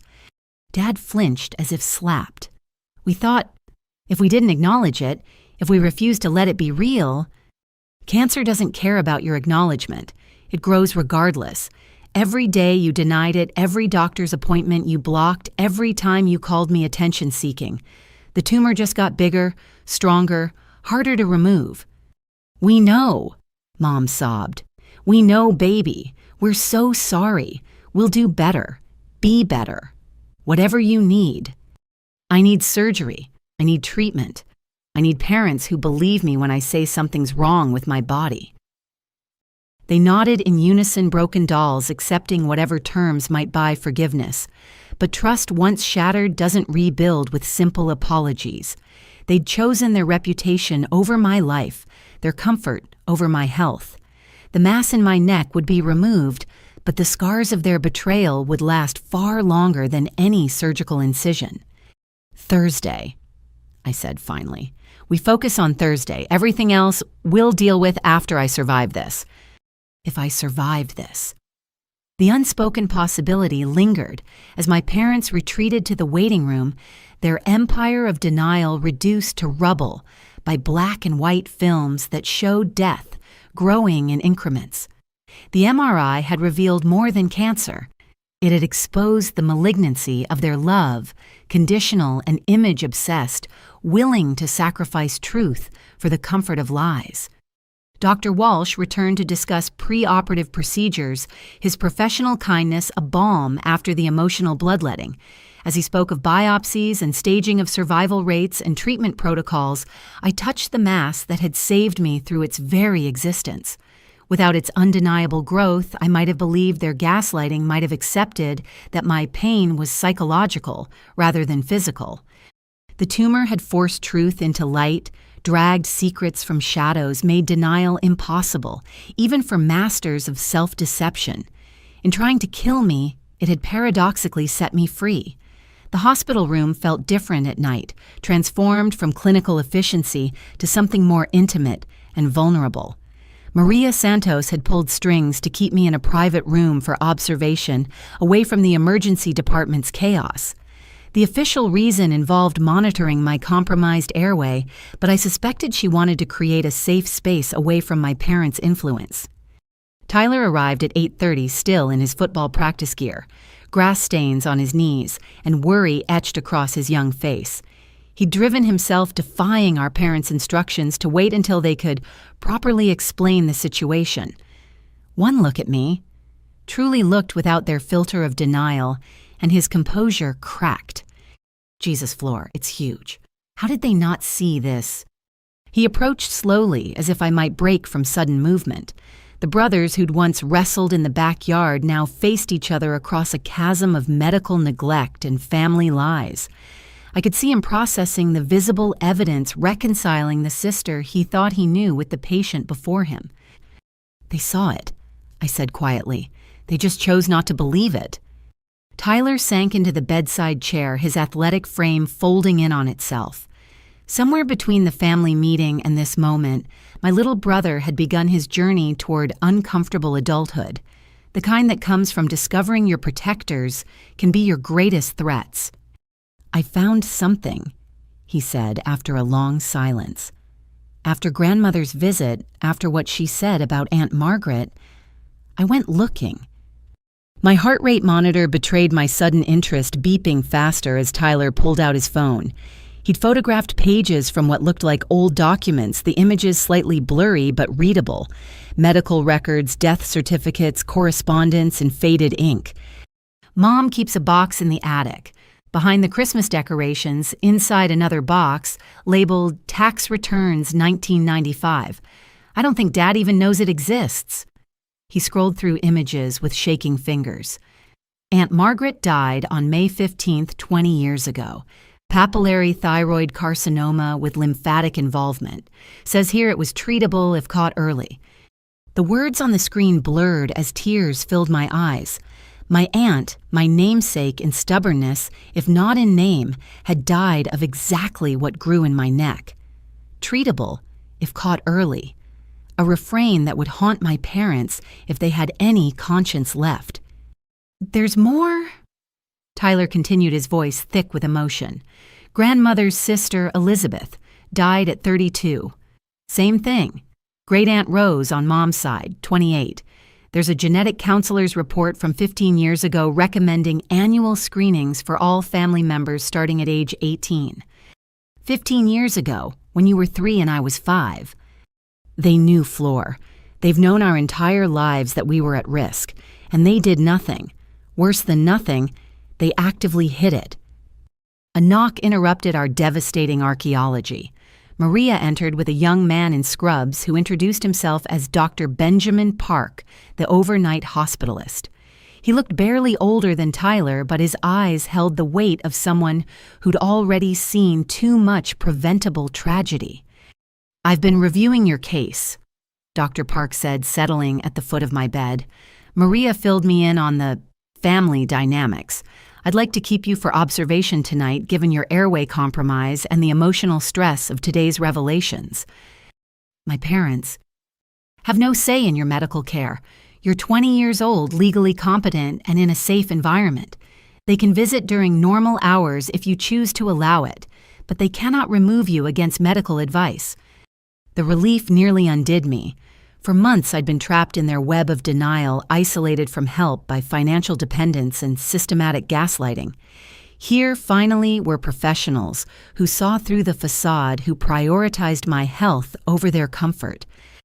There's something else, Maria added gently. The social worker on call would like to speak with you about your home situation. Given the documented medical neglect and your financial dependence, there may be resources available to help you maintain independence during treatment. You mean not going back home? That would be your choice. But we want you to know you have options beyond returning to an environment that endangered your life. Tyler's hand found mine, squeezing with protective ferocity. My baby brother, the golden child who'd never questioned our parents' perfection, was recalculating his entire world view in real time. I could see him weighing loyalties, choosing sides in a war he'd never asked to join. I'll help, he said firmly. Whatever you need, Flor. Money, transportation, a place to stay. I've got scholarship money coming in and I can take out loans. Tyler, no, you can't jeopardize your future for me. You think I could play football knowing my sister is dying because our parents cared more about their reputation than her life? His voice cracked on the last word. I've been their perfect son while they let you suffer. That ends now. Dr. Park cleared his throat diplomatically. While family support is valuable, let's focus on immediate medical needs. Florence, we've scheduled your biopsy for tomorrow morning. Dr. Kumar wants cellular confirmation before Thursday's surgery, though the imaging is fairly conclusive. We discussed procedures and possibilities, the cold medical terminology somehow comforting after months of emotional manipulation. Cancer had stages, grades, treatment protocols, concrete realities that couldn't be denied or twisted to fit convenient narratives. As Dr. Park left, Tyler's phone buzzed with messages. Our parents demanding his return, threatening consequences for his betrayal. He turned the phone face down without responding, his jaw set with determination I'd rarely seen outside the football field. Show me more, I requested, gesturing to his photographed evidence. The box's contents revealed a family history our parents had desperately tried to bury. Medical records spanning generations, all showing the same pattern. Thyroid masses appearing in young women, treatable when caught early, fatal when ignored.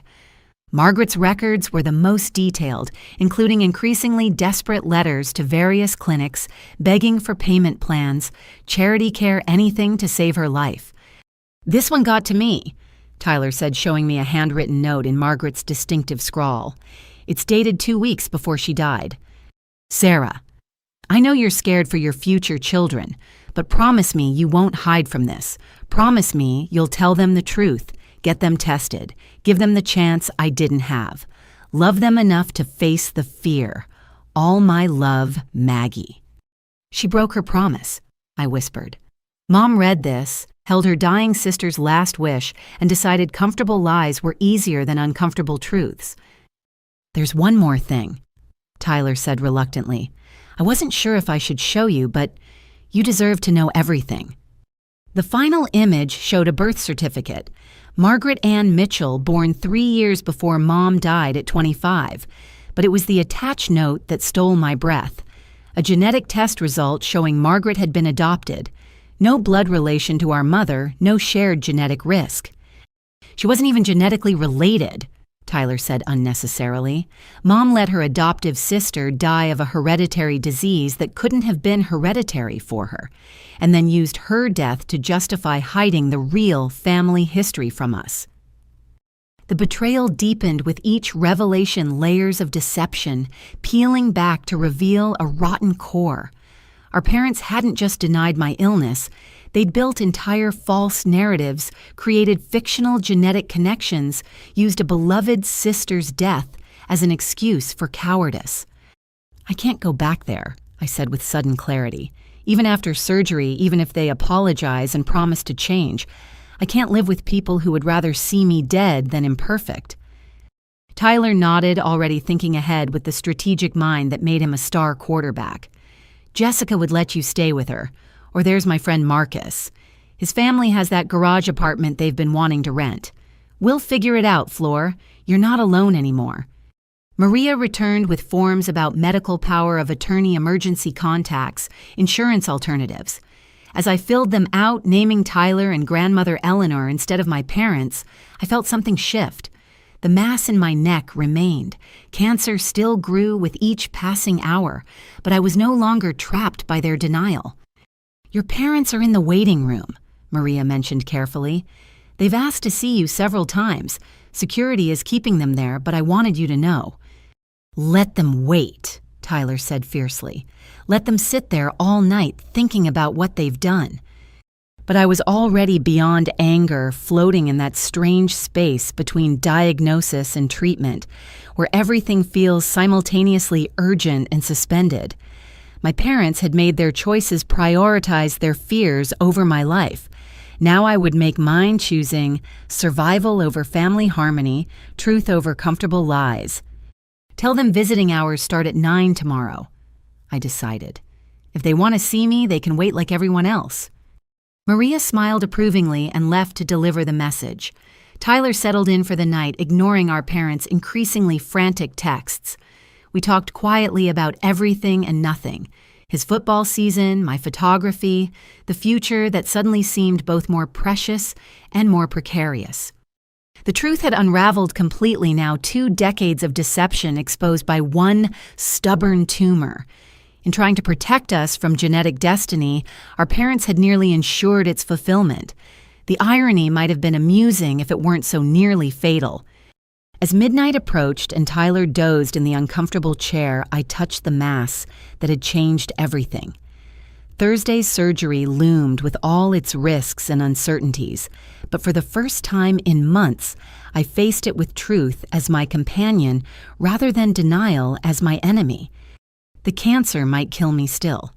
Dr. Kumar had been honest about the tumor's aggressive nature and advanced stage, but if I died, it would be while fighting, while treating the disease my parents pretended didn't exist. That was its own kind of victory, small and bitter, but mine to claim. Morning arrived with a parade of professionals who actually believed in my illness. The biopsy had confirmed papillary thyroid carcinoma, with aggressive features validating months of dismissed symptoms. As I processed this official diagnosis, unexpected visitors began arriving. people who'd witnessed my decline and refused to stay silent any longer. Diana Chen from Morrison Gallery appeared first carrying a leather portfolio and wearing the determined expression that had built her artistic empire. She navigated the hospital corridors with the same precision she used to curate exhibitions, finding my room despite the maze of identical hallways. "Florence, darling, I've been worried sick since you missed your shift yesterday." She settled into the visitor's chair with practiced grace, her sharp eyes cataloging medical equipment with growing concern. "When I called the bookstore, Thomas told me what happened." "I'm sorry about missing work." "Don't you dare apologize. What I want to know is why you've been suffering in silence when people who care about you could have helped." The story tumbled out again, each retelling making it more real. Diana listened with increasing outrage, her perfectly manicured nails tapping against the portfolio in agitation. When I finished, she opened the leather case with deliberate precision.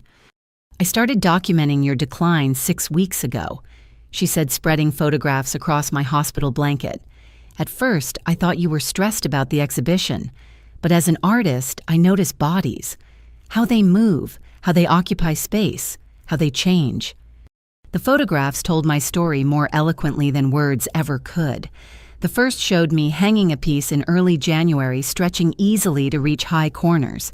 By February, I was using a ladder for tasks that once required only raised arms. March showed me bracing against walls. April captured my trembling hands, struggling with simple equipment. "This one made me start the documentation project," Diana said, indicating a photo from 5 weeks ago. "You didn't know I was watching, but look at your posture." In the image, I stood in profile, adjusting lighting unconsciously, protecting my neck with one raised shoulder. The defensive position of someone in constant pain, trying to shield an injury from further harm. Even in black and white, the swelling was visible as an unnatural shadow at my neck's base. These are time-stamped Florence, metadata intact. They show progressive physical deterioration over 2 months. If you need evidence for any legal proceedings. The possibility hadn't occurred to me, too focused on immediate survival to consider consequences. Medical neglect, especially with documented proof, carries serious ramifications, but we'll discuss that later. Right now, I have a more pressing question. How are you paying for treatment? My parents said they'd cover everything, but you can't trust people who denied you care for months." Diana pulled out her phone with business-like efficiency. "I've already spoken with the gallery's board. We have an emergency artist fund for situations exactly like this. It's yours if you need it." Before I could protest, Thomas Bradley arrived carrying a worn leather satchel and the faint smell of old books that followed him everywhere. He paused in the doorway, taking in Diana's presence, with the careful evaluation of someone accustomed to reading situations like stories. "I hope I'm not interrupting," he said, though his tone suggested he'd interrupt anything to check on me. "I brought some things." He produced paperback novels from his satchel. Comfort reads he'd noticed me gravitating toward during quiet shifts. Beneath them lay an envelope that he placed on my bedside table without comment, though its thickness suggested more than a get-well card. "The bookstore community takes care of its own," he said simply. "Several regular customers asked after you. Mrs. Patterson alone insisted on contributing when she heard about your situation." "Thomas, I can't." "You can and you will. Do you know how many times you've helped elderly customers to their cars with heavy bags? How many children you've helped find the perfect book? How many lonely people found a kind word and genuine smile during your shifts?" His voice roughened with emotion. "That kindness is coming back to you now. Don't refuse it." Diana and Thomas exchanged looks of mutual recognition, two people who'd independently decided to act as the family I should have had. Their quiet coordination suggested phone calls I hadn't known about, plans made, while I lay unconscious in the emergency room. "There's more," Diana said carefully. "Your photography professor reached out to me yesterday. Dr. Hayes." My stomach clenched. The exhibition, my senior showcase, my entire academic career, all threatened by cancer and its treatment. How could I maintain my scholarship while undergoing surgery and chemotherapy? How could I graduate when I could barely stand? She's been documenting too, Diana continued, not just photographs, but your academic performance correlation with your physical decline. She wants to speak with you about medical leave options that won't affect your graduation timeline. She noticed. Florence, everyone who cares about you noticed. We've all been watching you fade away, wanting to help, but not knowing how to break through your walls. Thomas's quiet words carried gentle reproach. We suspected family troubles, but none of us imagined this level of neglect. A knock interrupted our impromptu support group.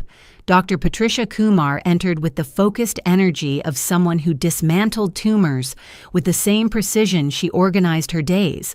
The head of oncological surgery commanded attention, despite her small stature, silver-streaked hair pulled back in a practical bun.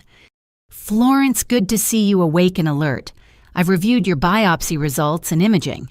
She nodded politely to Diana and Thomas. Family. Better than family, I said firmly. They can stay. Dr. Kumar's expression softened marginally.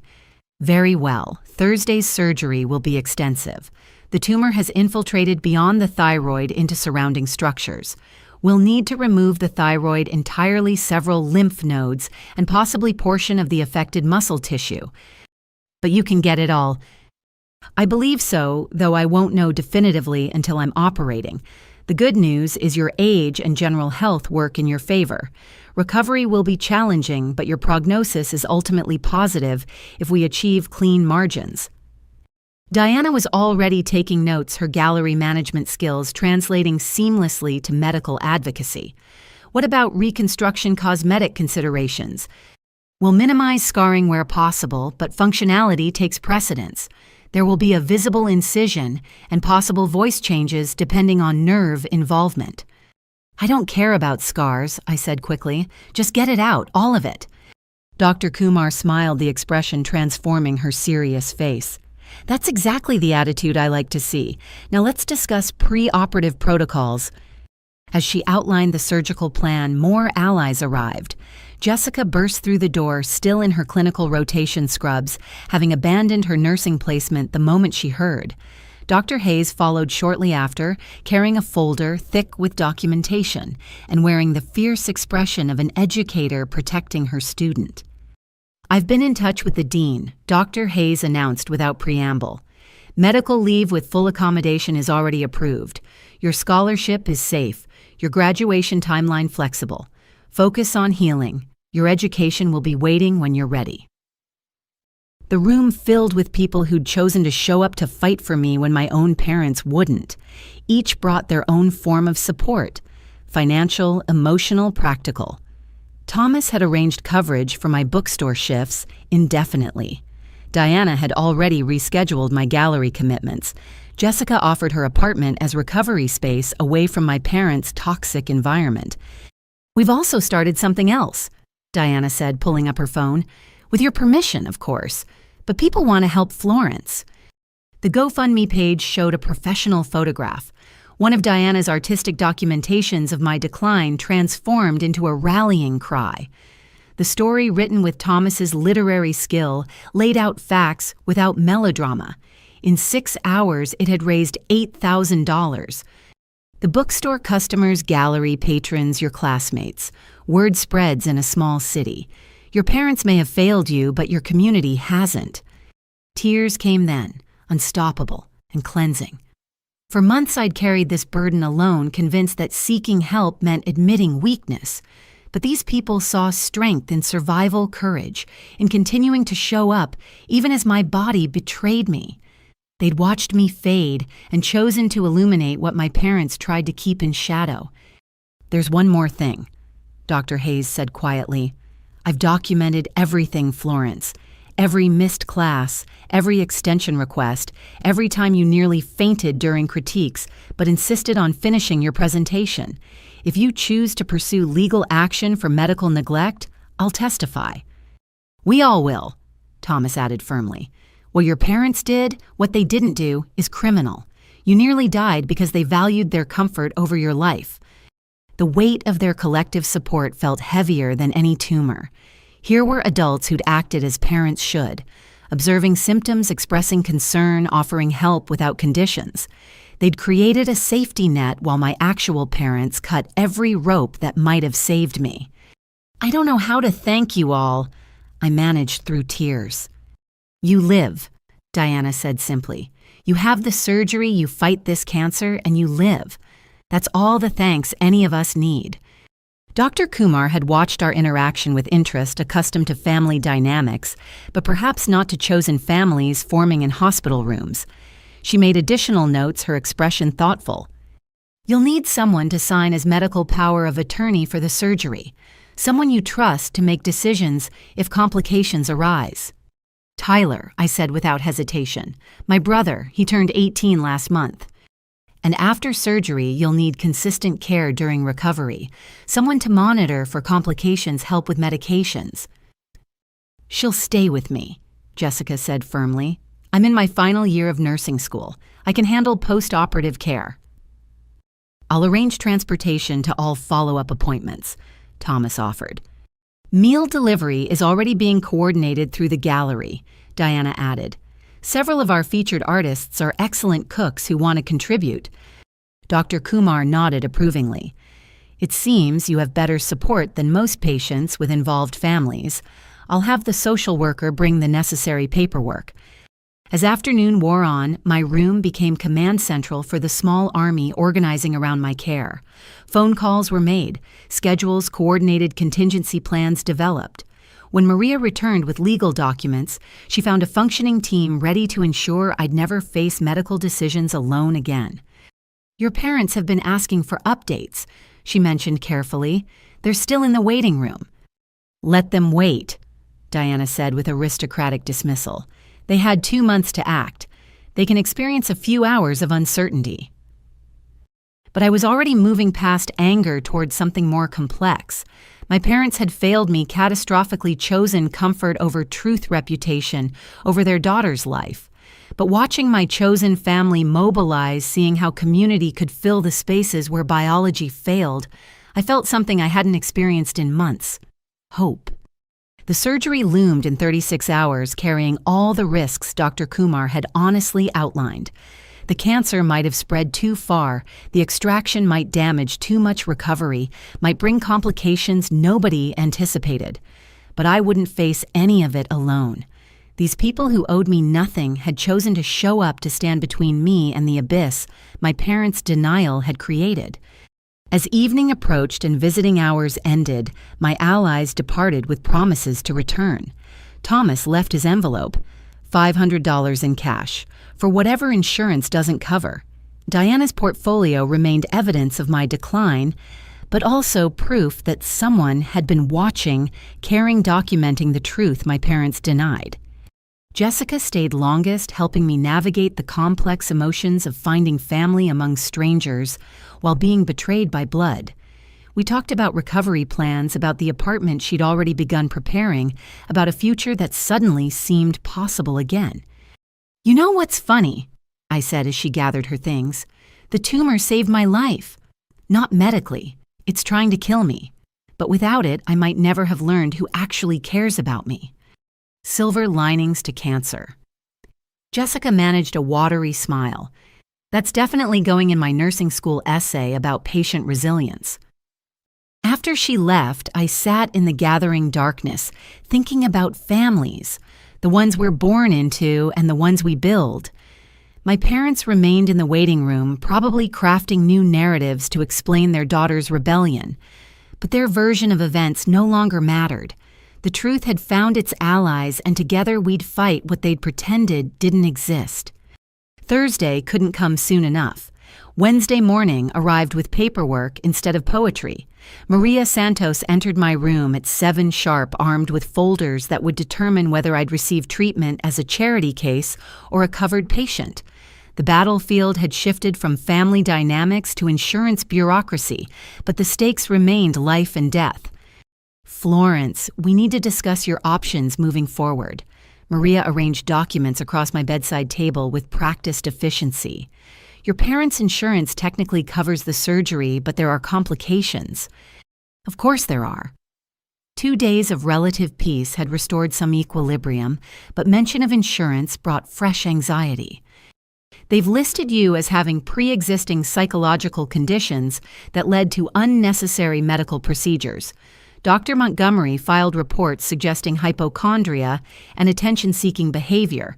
The insurance company is questioning whether the surgery is medically necessary. The betrayal deepened with each revelation. Not content with denying my illness, my parents had created a paper trail designed to prevent future treatment. Dr. Montgomery, their longtime friend and golf companion, had participated in medical fraud to protect their delusions. But the MRI shows clear malignancy, yes. We're fighting their classification, but it takes time. In the meantime, we need to explore alternative coverage options. She produced applications for emergency Medicaid, hospital, charity care, and independent insurance through the healthcare marketplace. Each form required detailed financial information. I didn't have employment history complicated by my parents' control and documentation of the neglect that led to this moment. I don't even know my social security number, I admitted. My parents handled everything. Taxes, insurance cards, even my bank account is joint with theirs. Maria's expression darkened. Financial abuse often accompanies medical neglect. We see parents maintaining control through deliberate dependency. She made notes in margins, her handwriting sharp with disapproval. We'll need to untangle your finances completely. Do you have any independent income? My job's at the gallery and bookstore, but the checks go into the joint account. I have a debit card, but they monitor all transactions. We'll start with opening your own account today. Tyler can help since you'll need someone to handle banking while you're hospitalized. Maria pulled out additional forms. There's something else. The hospital's legal team has reviewed your case. They believe you have grounds for an emergency petition regarding medical decision-making. You mean, removing my parents' authority? Essentially, yes. Given documented medical neglect and their attempt to interfere with necessary treatment, a judge could grant you full medical autonomy with Tyler as backup decision-maker despite his age. The door burst open before I could process this information. My parents entered like they owned the building, Dad in his power suit, and Mom clutching designer handbag like armor. They'd spent the night crafting new strategies, their faces showing determination rather than yesterday's shock. We need to speak with our daughter privately, Dad announced, dismissing Maria with the tone he used for subordinates. I'm discussing Florence's care options. She's asked me to stay, Maria replied calmly. Her care is our responsibility. We're her parents, her insurance holders, her financial providers, her potential killers. Tyler interrupted from the doorway. He'd arrived early, skipping morning practice to support me. Or did you forget the 2 months you pretended she was lying? Tyler, this doesn't concern you, Mom said sharply. Your sister's medical decisions are hers to make. She's 20 years old. Legally, you have no say unless she grants it. Tyler moved to stand beside my bed, a united front against parental authority. Dad's face purpled with rage. We're paying for everything. Her education, her housing, her entire life depends on our support. Support you're now using as blackmail, Maria observed. Mr. Mitchell threats of financial retaliation for seeking medical care constitute abuse. I'm required to document such statements. It's not a threat, it's reality, Dad shot back. We have every right to determine how our money is spent.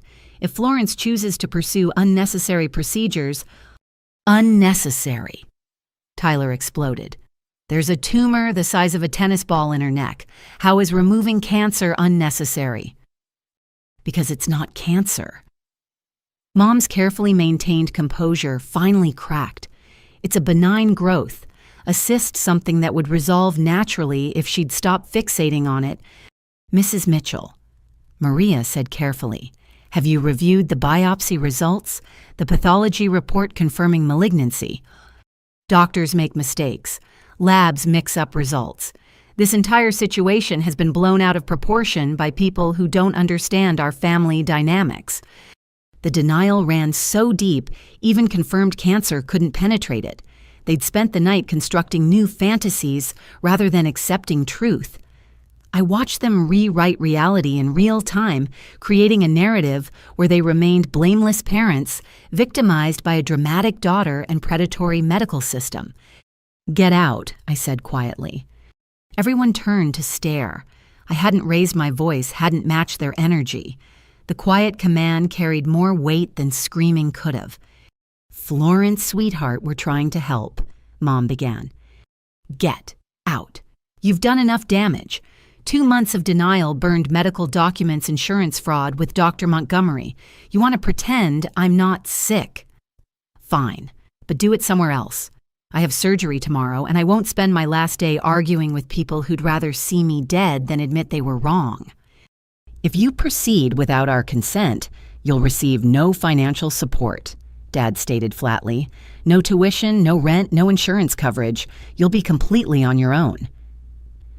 "I already am. The only difference is now I'll be honest about it." Maria stepped forward, positioning herself between my parents and the bed. "Mr. and Mrs. Mitchell, I'm going to ask you to leave. Florence needs rest before surgery, and your presence is clearly distressing. We have every right to visit during regular hours if Florence permits it. Security is already aware of the situation. Please don't make this uglier than necessary." My parents stood frozen, realizing their usual tactics held no power here. Mom reached toward me. Whether in supplication or accusation, I couldn't tell. Tyler blocked her approach, his athlete's frame creating an immovable barrier. "You're destroying our family," Mom whispered. "Everything we built, everything we worked for." "You destroyed it the day you chose reputation over my life," I replied. "Now leave. And don't come back unless you're ready to acknowledge what you've done." They left with threats of lawyers, of contested insurance claims, of total financial abandonment. The door closed on their fury, leaving blessed silence punctuated only by monitoring equipment. Maria immediately returned to her paperwork, adding notes about witness threats and documented coercion. "That was brave," she said gently. "Also necessary. Their denial could have interfered with your surgical consent." "Will they really cancel my insurance?" "They can try, but there are protections for ongoing treatment. We're expediting your independent coverage applications. The surgery tomorrow is already approved. They can't retroactively cancel that."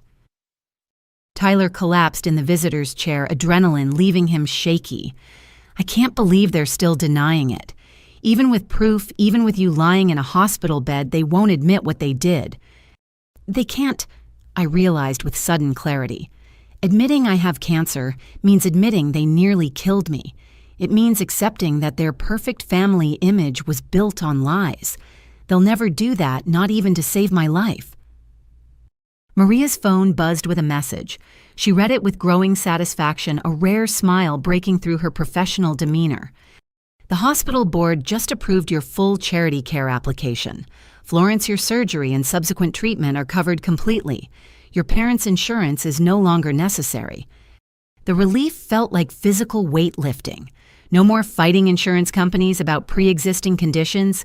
No more dependency on parents who wielded financial support like a weapon. For the first time in months, I could focus on healing rather than battling bureaucracy. "There's more," Maria continued. "Jennifer Carlson from our legal team wants to meet with you this afternoon. She specializes in medical advocacy and believes you have grounds for both civil action and criminal charges if you choose to pursue them." Criminal charges. Medical neglect causing substantial harm. Financial abuse through controlled dependency. Potentially fraud if Dr. Montgomery's false reports can be proven intentional rather than mistaken. The possibility felt overwhelming.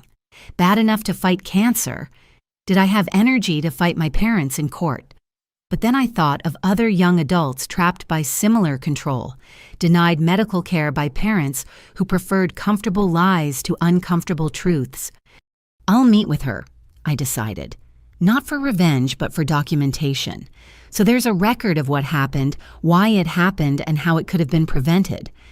Maria nodded approvingly and left to arrange the meeting. Tyler and I sat in companionable silence processing the morning's chaos. Tomorrow's surgery loomed large, but for the first time I approached it free from my parents' suffocating influence. "I'll be here," Tyler said quietly, "during the surgery through recovery. I know I'm just 18, but you're my brother. That's all that matters. Not the one who denied my illness or called me attention-seeking, but the one who chose to see truth even when it meant losing the parents we thought we had." He squeezed my hand and we sat watching morning transform to afternoon. Jennifer Carlson arrived precisely at 2, a sharp-featured woman whose power suit rivaled Dad's, but whose eyes held warmth his lacked. She took detailed notes about months of neglect, about burned documents and blocked phone calls, about a family history hidden to preserve false narratives. "You have an extremely strong case," she concluded, "both civil and criminal.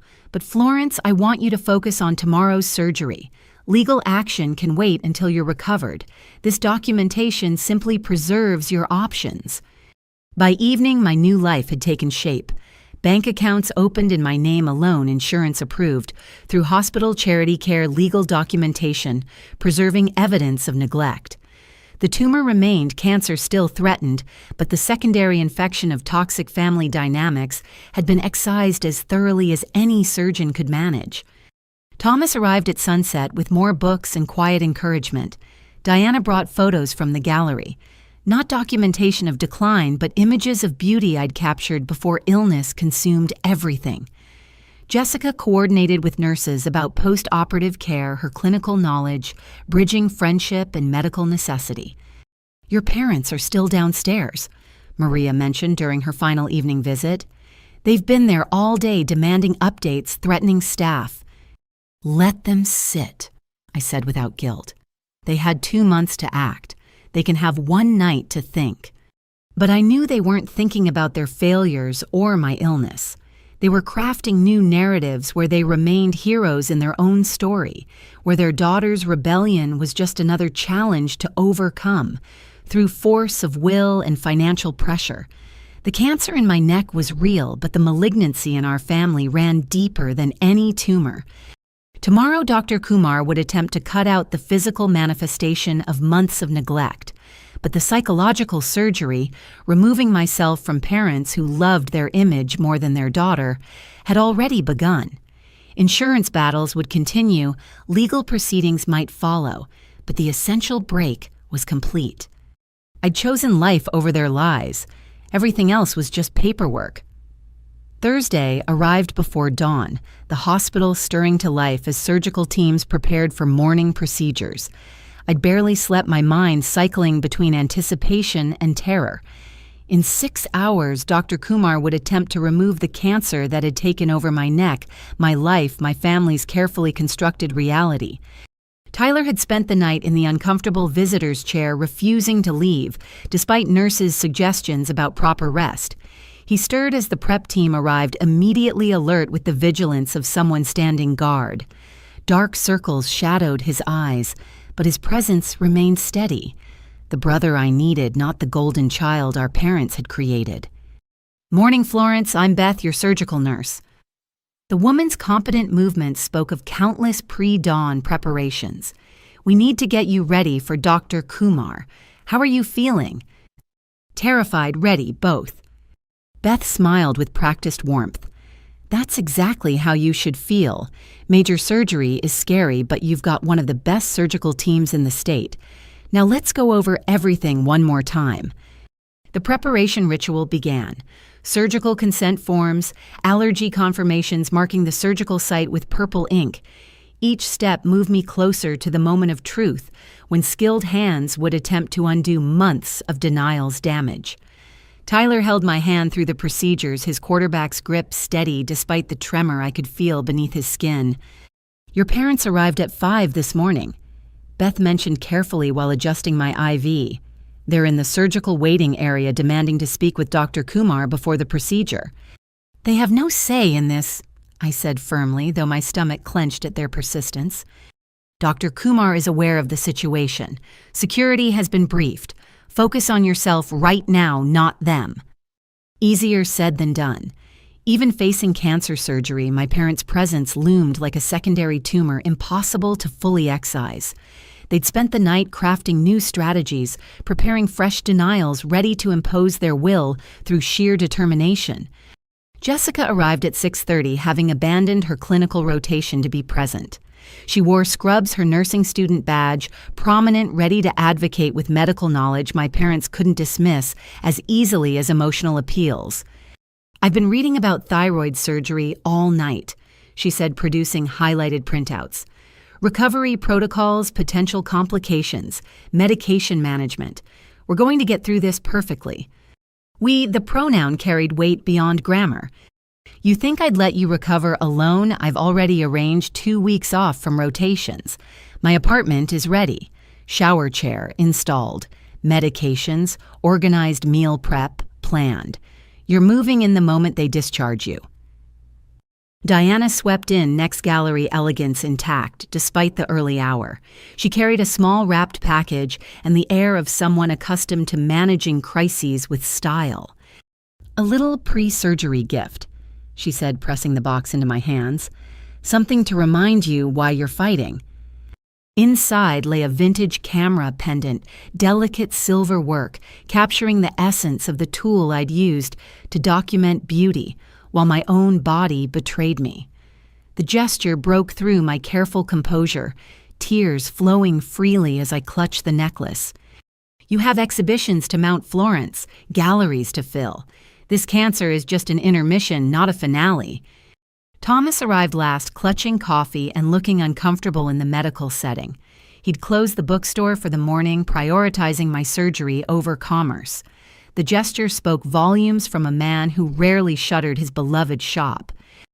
"I know I'm not family," he began awkwardly, "but someone who isn't family needs to be here, to witness that you're loved beyond blood, valued beyond genetics."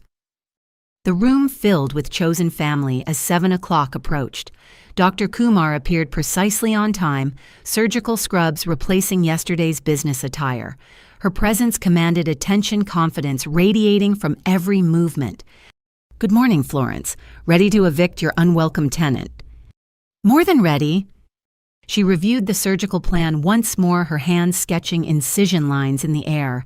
The tumor's size and infiltration meant extensive removal. Thyroid lymph nodes, possibly muscle tissue. The surgery would take 6 to 8 hours, requiring delicate navigation around crucial structures. "There are risks," she stated plainly. "Vocal cord damage is possible given the tumor's position. Permanent hypothyroidism is certain since we're removing the entire thyroid.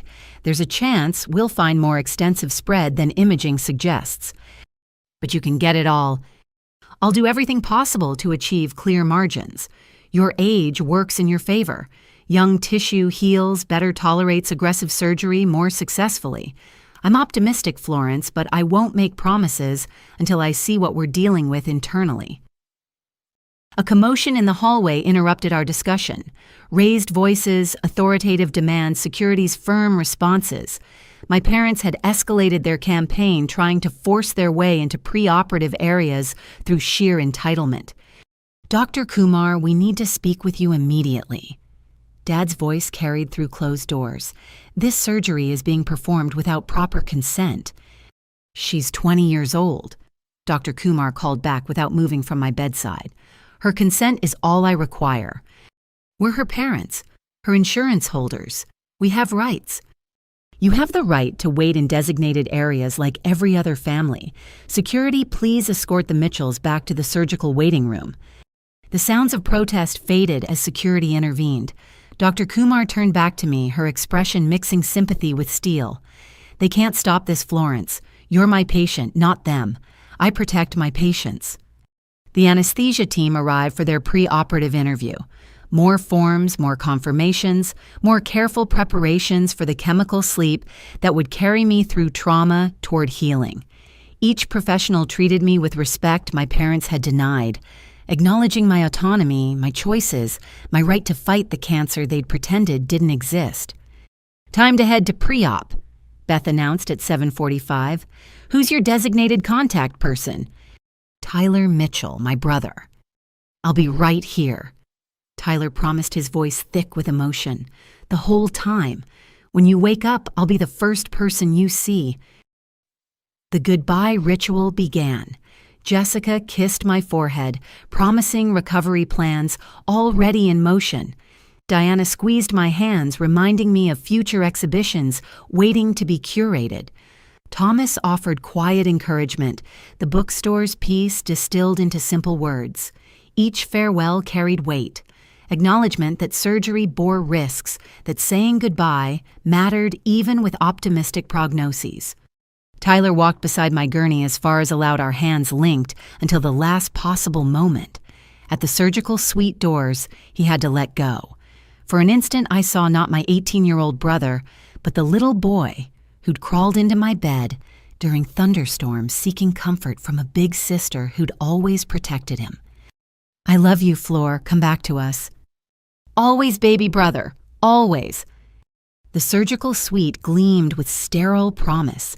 Masked figures moved with choreographed precision, each playing their part in the battle ahead. They transferred me to the operating table, its narrow surface soon to become my battlefield. Dr. Kumar appeared above me, her eyes visible above surgical mask. "I'm going to take excellent care of you, Florence. When you wake up, that tumor will be gone." The anesthesia mask descended chemical sleep racing through my veins. My last coherent thought wasn't about cancer or parents or the uncertain future.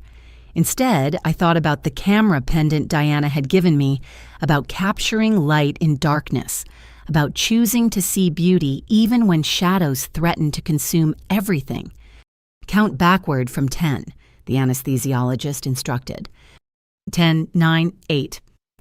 The world faded, but not into darkness, into possibility, into the space between ending and beginning, where surgical knives would write new chapters in flesh and hope. Somewhere beyond the chemical veil Dr. Kumar was scrubbing in, preparing to undo months of denial with skilled hands and sharp steel. My parents sat in the waiting room, probably still crafting narratives where they remained blameless. But their version of truth no longer mattered. What mattered was the tumor leaving my body, the cancer being excised, the chance at life their denial had nearly stolen. Tyler would be there when I woke. Jessica would guide my recovery. Diana and Thomas would provide support my blood family couldn't. Dr. Kumar would do her best to save me from both disease and those who'd enabled its growth. Surgery was beginning. The real fight. Not just against cancer, but for autonomy, for truth, for the right to seek help when those who should protect you prefer comfortable lies, would be won or lost in the next 8 hours. But I was ready, scarred but not broken, betrayed but not beaten. The tumor might have taken months of my life, but it wouldn't take my future, not if Dr. Kumar had anything to say about it. The anesthesia pulled me under completely, and I surrendered to the healing darkness, trusting strangers, more than family, choosing truth over denial, even unconscious. Time moves differently under anesthesia. There's no dreaming, no awareness, just a vast nothing between counting backward and the slow swim back to consciousness. 8 hours compressed into a heartbeat, though for those waiting, each minute stretched like twisted wire. The first thing I noticed was the breathing tube. Not painful exactly, but wrong. A foreign presence where breath should flow naturally. Voices murmured nearby, professional and calm, discussing numbers that meant nothing through the medication fog. Someone squeezed my hand, and even through the haze, I recognized Tyler's touch. "She's waking up," his voice cracked with relief. Florence, can you hear me?" I tried to respond, but the tube prevented speech. My eyes fluttered open to harsh recovery room lights, faces slowly coming into focus. Tyler on my right, tears streaming down his face. Jessica on my left, wearing scrubs and a visitor badge, her nursing knowledge evident in how she tracked the monitors. Behind them, Dr. Kumar still in surgical attire, exhaustion clear, but satisfaction clearer. "Welcome back, Florence." Dr. Kumar moved closer, checking my pupils with a penlight. "Don't try to talk yet. The breathing tube will come out soon. The surgery went well, better than well. We got it all." The words penetrated slowly. Got it all. The tumor-gone cancer excised months of denied illness, finally addressed. I squeezed Tyler's hand weakly, trying to convey questions I couldn't voice. The mass was larger than imaging suggested, Dr. Kumar continued. 7 centimeters when we got inside with tentacles reaching toward your spine, but we achieved clear margins. Every bit of cancer we could see is gone. 7 centimeters. The size of a baseball growing in my neck while my parents insisted on psychological problems. How close had I come to inoperability days hours? The breathing tube prevented the sob building in my chest, emotion trapped behind medical necessity. There were complications. Dr. Kumar's tone gentled. The tumor had wrapped around your left vocal cord nerve. We had to sacrifice some tissue to ensure complete removal. There may be voice changes, possibly permanent. But Florence, you're alive. That's what matters. Voice changes seemed insignificant compared to the alternative. I'd have accepted muteness for the chance to survive what my parents' denial had cultivated. I tried to nod, but movement sent lightning through surgical sites. Everything hurt with the deep ache of major trauma, but it was healing hurt, the kind that meant progress rather than decline. They're moving you to recovery soon. Jessica explained, her professional mask not quite hiding personal concern. I've already coordinated with the nurses about your care plan. Tyler hasn't left your side once during the entire surgery. 8 hours. My baby brother had sat in uncomfortable waiting room chairs for 8 hours, fielding updates from surgical nurses maintaining vigil, while our parents— the question must have shone in my eyes because Tyler's expression darkened. They stayed until about hour 3. When Dr. Kumar came out to say the tumor was more extensive than expected, Mom had what I can only call a breakdown. Dad took her home. They haven't been back.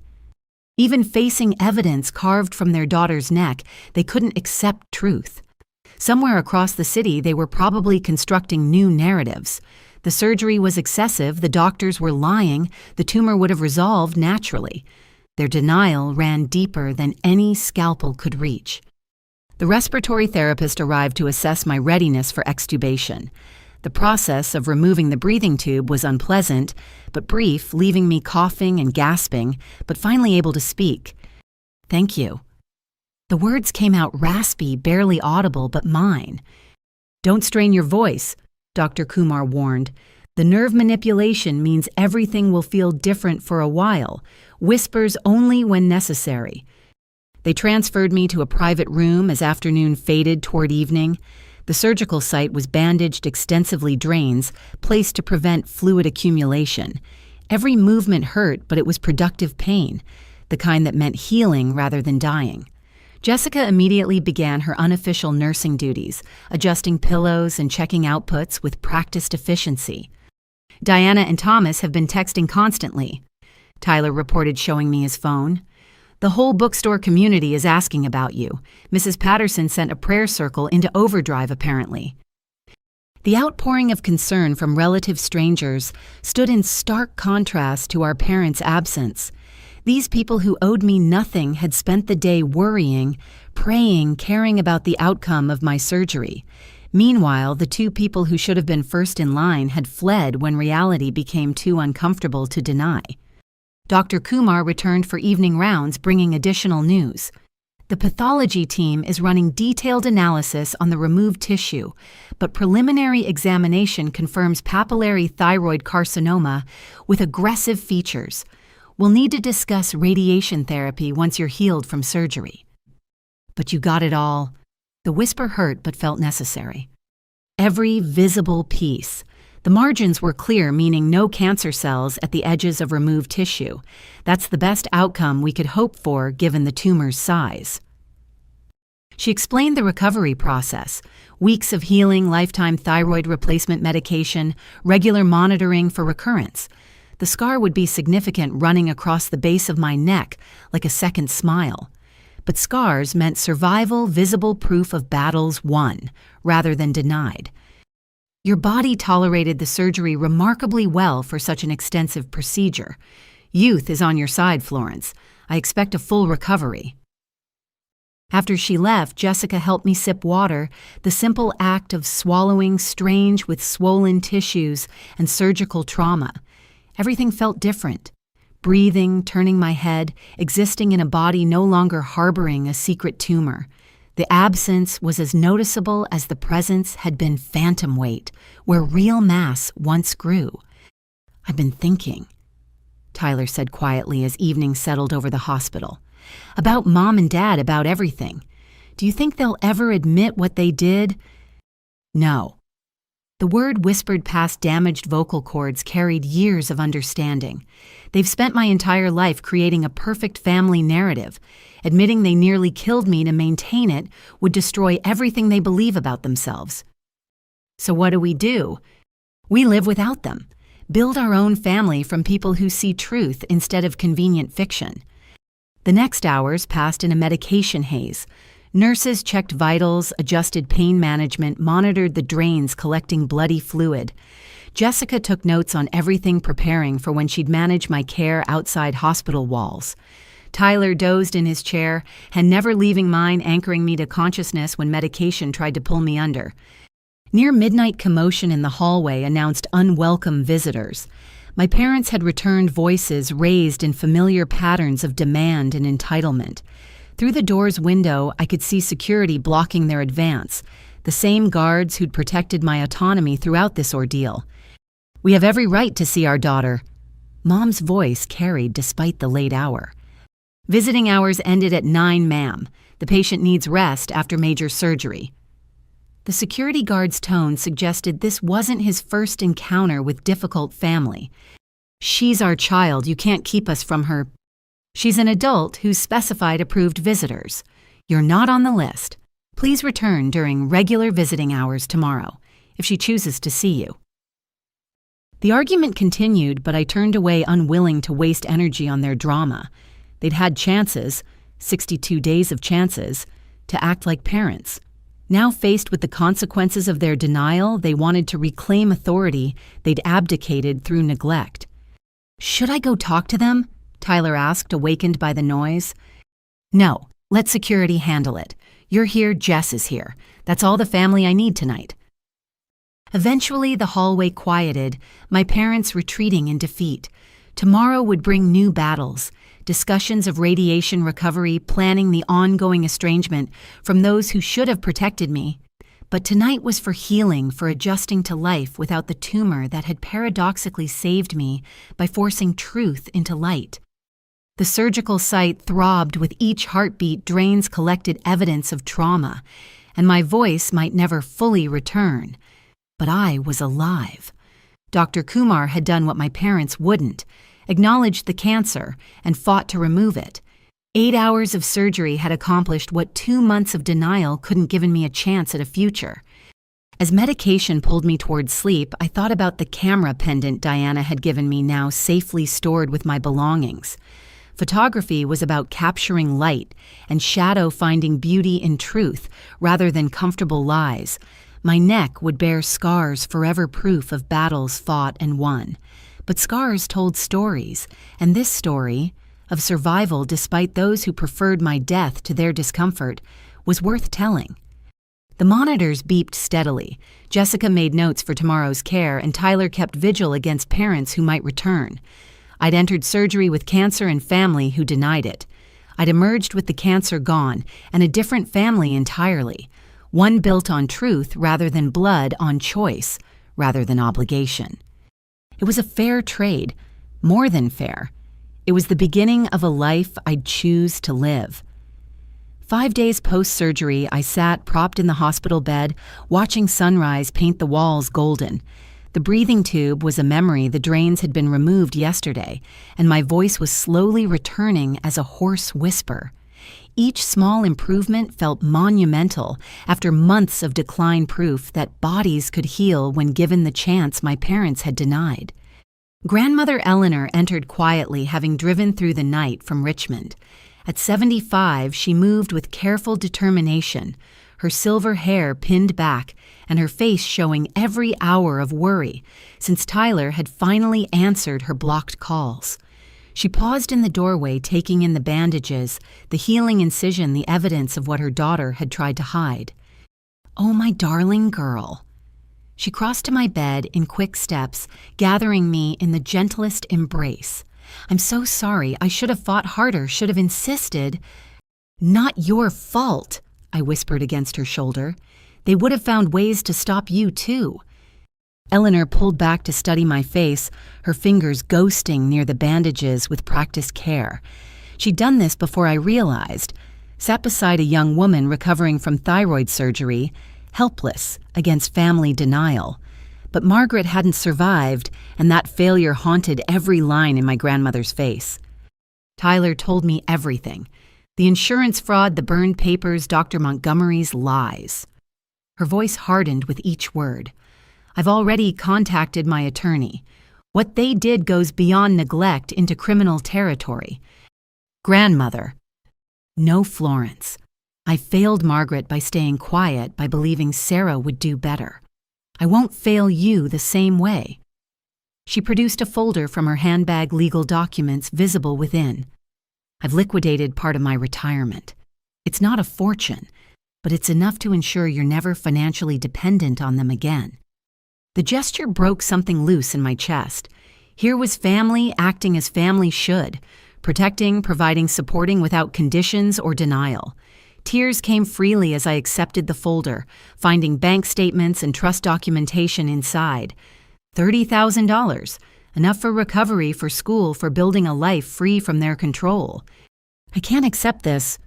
"You can, and you will. It's what I should have done for Margaret, but couldn't afford then. I've lived 20 years with that regret.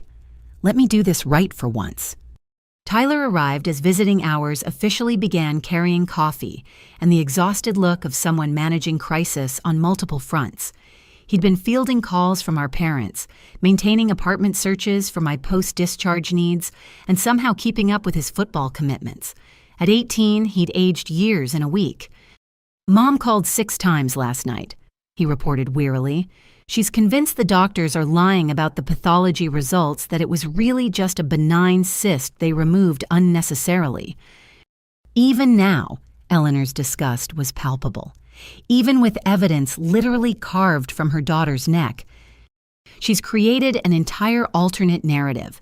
Says the hospital is covering up malpractice, that they pushed unnecessary surgery for profit. Dad's backing her completely. They're talking about suing Dr. Kumar.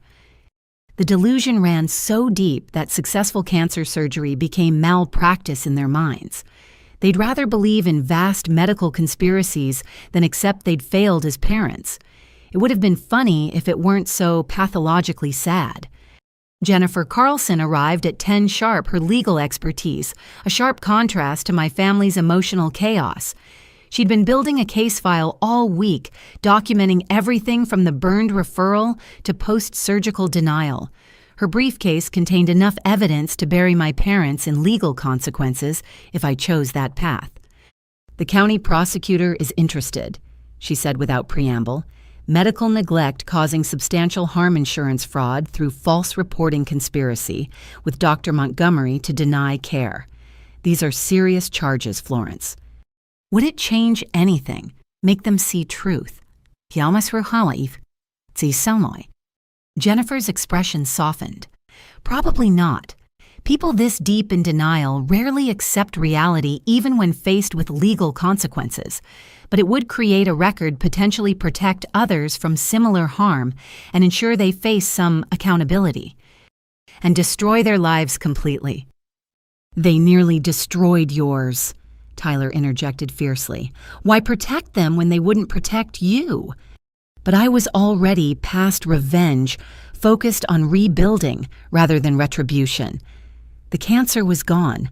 My life was saved, despite their efforts, and I had support they'd never provided.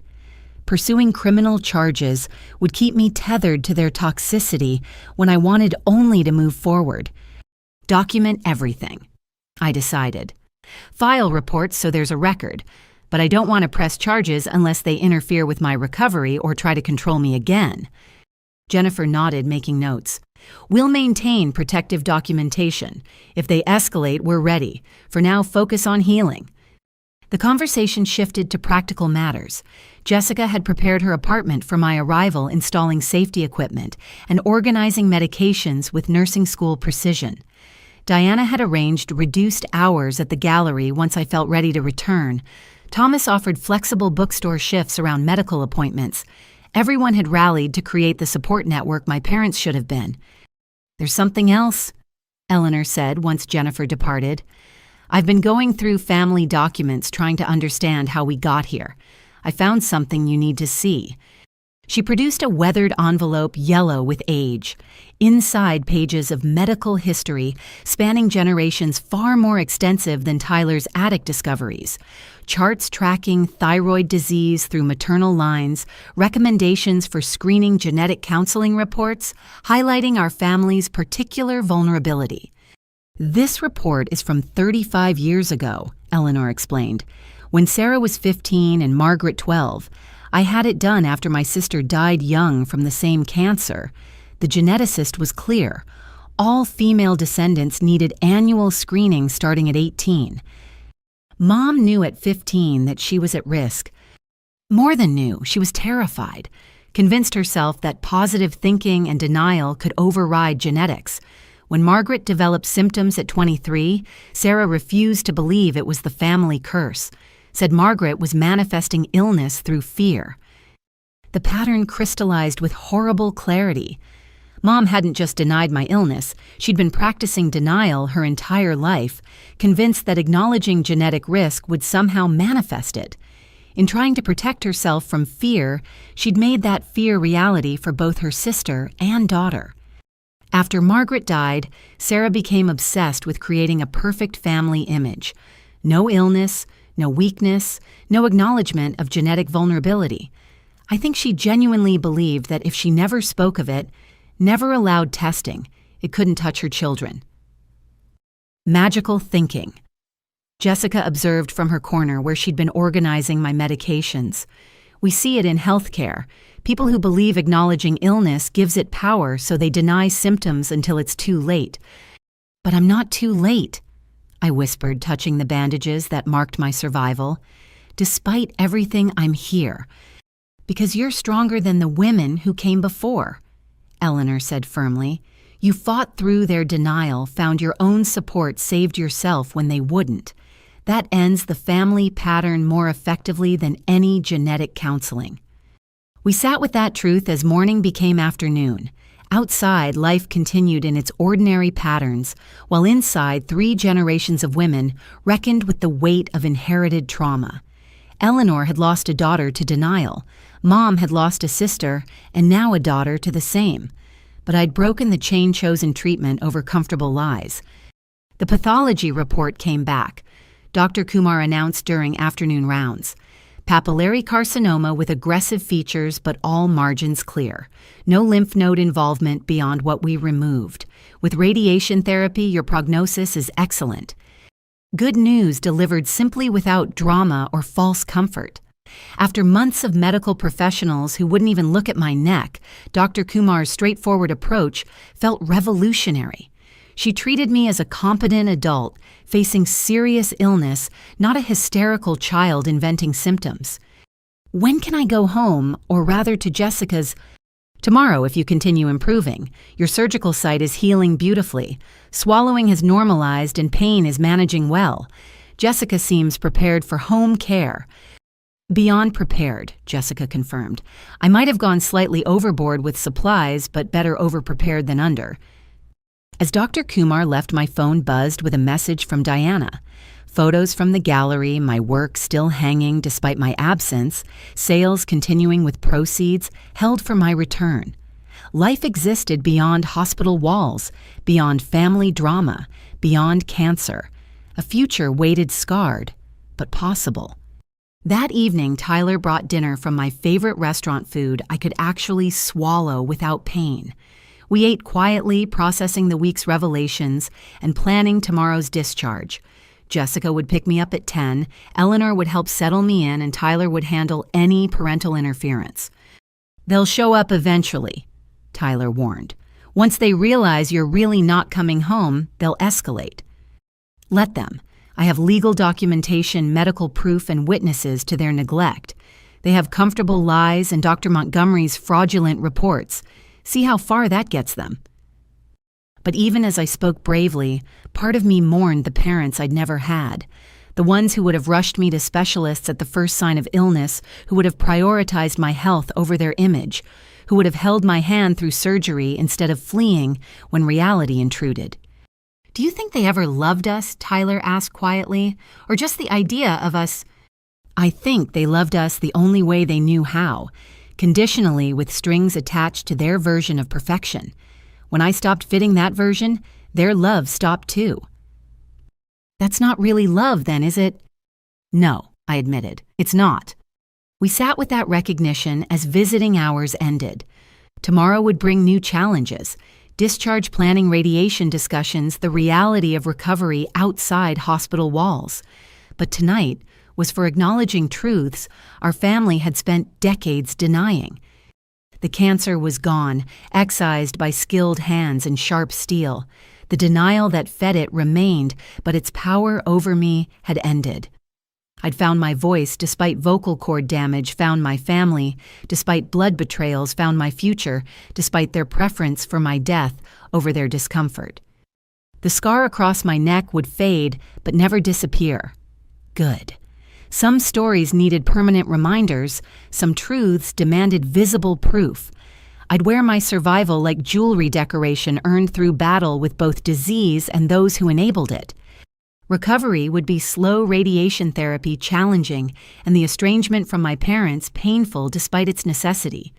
But I was alive to face those challenges, supported by people who saw truth clearly and chose love without conditions. That was more than Margaret had, more than generations of women who died young from treatable disease silenced by family shame and genetic denial. I'd broken the pattern simply by surviving, by refusing to die quietly to preserve their comfort. Tomorrow, real recovery would begin. Tonight, revelation was enough. 2 weeks into recovery at Jessica's apartment, my voice had strengthened from whisper to rasp, and the surgical site had begun its transformation from wound to scar. The one-bedroom space had become command central for both medical recovery and legal preparation, with Jennifer Carlson visiting daily to build an ironclad documentation trail. This article runs tomorrow. Jennifer announced, placing a printed draft on the coffee table that doubled as my desk. "Amanda Wright wants your approval on the final version." The journalist had interviewed me 3 days ago, her questions precise but compassionate. The resulting article laid bare 2 months of medical neglect, complete with Diana's photographic documentation and statements from Thomas Dr. Kumar and others who'd witnessed my decline. Reading my story in black and white felt surreal truth, finally given the permanence my parents had tried to deny. The headline might seem sensational, Jennifer warned. "Parents' denial nearly costs daughter's life. A young woman's fight against family medical neglect." But Amanda felt it necessary to grab attention. "It's accurate," I said, voice still rough but determined. "Every word is true." Jessica read over my shoulder, her medical knowledge adding weight to each documented symptom. The timeline was damning. From first discovery to emergency surgery, a clear progression of negligence that no reasonable parent could explain away. Yet I knew my parents would try, had probably already crafted narratives where they remained heroes in their own story. "There's something else," Jennifer said carefully. Dr. Montgomery's medical board hearing is next month. The state is investigating his false reports about your psychological condition. He's claiming your parents misled him, that he never actually examined you. Which is true. He never saw me, just signed whatever they asked. Exactly. His defense actually strengthens our case against your parents. He's throwing them under the bus to save his license. The irony wasn't lost on me. Their golf buddy, their convenient medical enabler, would now testify to their deception to protect himself. The comfortable network of denial was cannibalizing itself when faced with legal consequences. Tyler arrived from class dropping his backpack with exhaustion that had become familiar. He'd been managing his coursework football practice and supporting me while fielding increasingly frantic calls from our parents. They'd realized I wasn't returning, that their financial threats held no power, and panic was setting in. Mom showed up at practice today. He reported, collapsing beside me on Jessica's worn couch. Made a scene about family loyalty and ungrateful children. Coach had to escort her off the field. Public meltdown. Jessica asked, already documenting the incident in our growing file. Complete breakdown. Screaming about conspiracies about the hospital, poisoning my mind against them. Half the team filmed it. He pulled out his phone, showing a video that made my stomach clench. Mom stood on the sidelines in her perfect suburban outfit, but her composure had shattered completely. She gestured wildly, voice shrill with hysteria, accusing unnamed forces of stealing her children. The woman who'd spent decades maintaining appearances was self-destructing, publicly denial, finally consuming the person it had protected. This helps our case, Jennifer observed clinically. Public documentation of unstable behavior harassment at your brother's school. If they try to claim competency to make medical decisions, this undermines them completely. But watching my mother unravel brought no satisfaction. This was mental illness of a different kind. The decades-long delusion that perfection could be maintained through denial, that acknowledging imperfection meant personal failure. She'd built her entire identity on lies, and now those lies were collapsing. Has Dad tried to contact you? I asked Tyler. Once. Very corporate, very controlled. Offered to pay for my college if I convince you to drop any legal action and come home. When I refused, he threatened to cut me off completely. Tyler, you don't have to... Yes, I do. You nearly died because I was too young and stupid to see through their bullshit. The least I can do is stand by you now. Eleanor called during lunch, her daily check-in consistent as sunrise. She'd returned to Richmond but remained involved coordinating with Jennifer and ensuring my financial independence. Her own health was fragile, but she'd found renewed purpose in protecting the grandchild she'd nearly lost. I heard about Sarah's performance at the school, she said without preamble. Robert called demanding I talk sense into you both.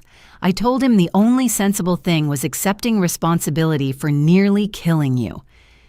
How did he take that? Hung up on me. But Florence, I'm worried. This kind of public breakdown, the escalating behavior, your mother is becoming dangerous to herself and others. Has Jennifer discussed restraining orders? The thought of legally barring my parents from contact felt like another death, but Eleanor was right. Their denial had shifted from passive neglect to active harassment. Tyler's education was being disrupted, my recovery threatened by their escalating attempts at control. We'll discuss it, I promised, though the words tasted bitter. The afternoon brought an unexpected visitor. Dr. Hayes appeared with a box of my photography equipment from school salvaged from the chaos of medical leave. But her real purpose became clear as she settled at our makeshift dining table. I've been documenting everything, Florence. Not just your physical decline, but your academic work correlation. Your projects from before diagnosis show consistent excellence. As symptoms worsened, your technical skill remained, but artistic vision narrowed to themes of body horror, confinement, mortality. She spread out prints from my portfolio, a visual timeline of unconscious recognition. Early work celebrated light and life, but recent projects had grown dark, focused on decay and distortion. My subconscious had known what my parents denied, expressing through art what I couldn't voice directly. This is powerful evidence of prolonged suffering, Dr. Hayes continued. No student consciously chooses such dramatic thematic shifts without underlying cause. Your work documented your illness when no one else would. Could you testify to that? Jennifer asked, already seeing legal applications. Absolutely. I've written a detailed analysis connecting her artistic evolution to symptom progression. It's compelling proof that her illness was real, prolonged, and psychologically impactful, despite family denial. The box also contained my camera. my artistic eye intact, despite everything. I held it carefully, reacquainting myself with its familiar weight. Diana had been right. I had exhibitions to mount stories to tell. But first, I had to finish surviving this one. "There's been a development," Jennifer announced after Dr. Hayes departed. "The prosecutor wants to meet Monday. They're considering charges against your parents with or without your cooperation. The evidence is too substantial to ignore." "What kind of charges?" "Felony medical neglect, insurance fraud, conspiracy to deny medical care. If convicted, they'd face prison time." The words hung heavy in Jessica's small living room. Prison. My parents, who'd valued reputation above all else, facing the ultimate public shame. Part of me recoiled from that possibility, the child who still wanted parental love despite everything. But the larger part, the woman who'd nearly died from their neglect, recognized justice when offered. "What do you need from me?" "Testimony if it goes to trial. But Florence, think carefully. Criminal prosecution means public trial media coverage, your family's dysfunction exposed completely. It's not a decision to make lightly." "They made their decision the day they burned my referral," I said quietly. "Every day after was another choice to let me die rather than admit imperfection. If prosecution prevents another family from suffering the same, then I'll testify." Jennifer nodded, making notes. "I'll inform the prosecutor. In the meantime, focus on your radiation consultation Thursday. Legal battles can wait. Your health comes first."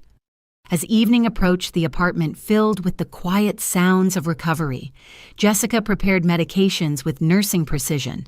Tyler studied at the kitchen table, and I sat by the window, watching life continue beyond our small sanctuary. The surgical scar had begun to itch, a sign of healing that felt like victory after months of decline. My phone buzzed with a message from Diana. The gallery's fundraiser for my medical expenses had exceeded goals, the community rallying around one of their own.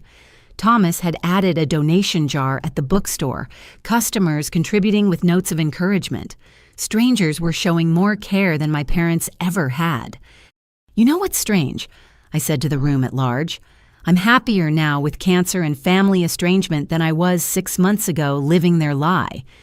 "Because you're free," Jessica observed. "Free to be sick when you're sick, healthy when you're healthy human instead of perfect." Tyler looked up from his textbook. "I've been thinking about Aunt Margaret a lot. How different things might have been if she'd survived, if we'd known about the genetic risk early." "She didn't have what Florence has," Jessica pointed out. "A support network outside family, financial resources, legal advocates. She died not just from cancer, but from isolation." We broke the pattern, hon, I realized, not just by surviving, but by refusing to be silent about it. Tomorrow's newspaper would carry my story, complete with photographs documenting months of decline. My parents would rage against public exposure, claim victimization by ungrateful children and predatory media. But truth, once released, couldn't be recaptured by comfortable lies. The legal case was building piece by documented piece. Medical records, photographic evidence, witness statements, academic documentation, all painting a clear picture of deliberate neglect. Whether criminal charges followed or not, the record would exist. No one could claim ignorance or accident. But beyond legal preparations lay the quieter work of healing, learning to swallow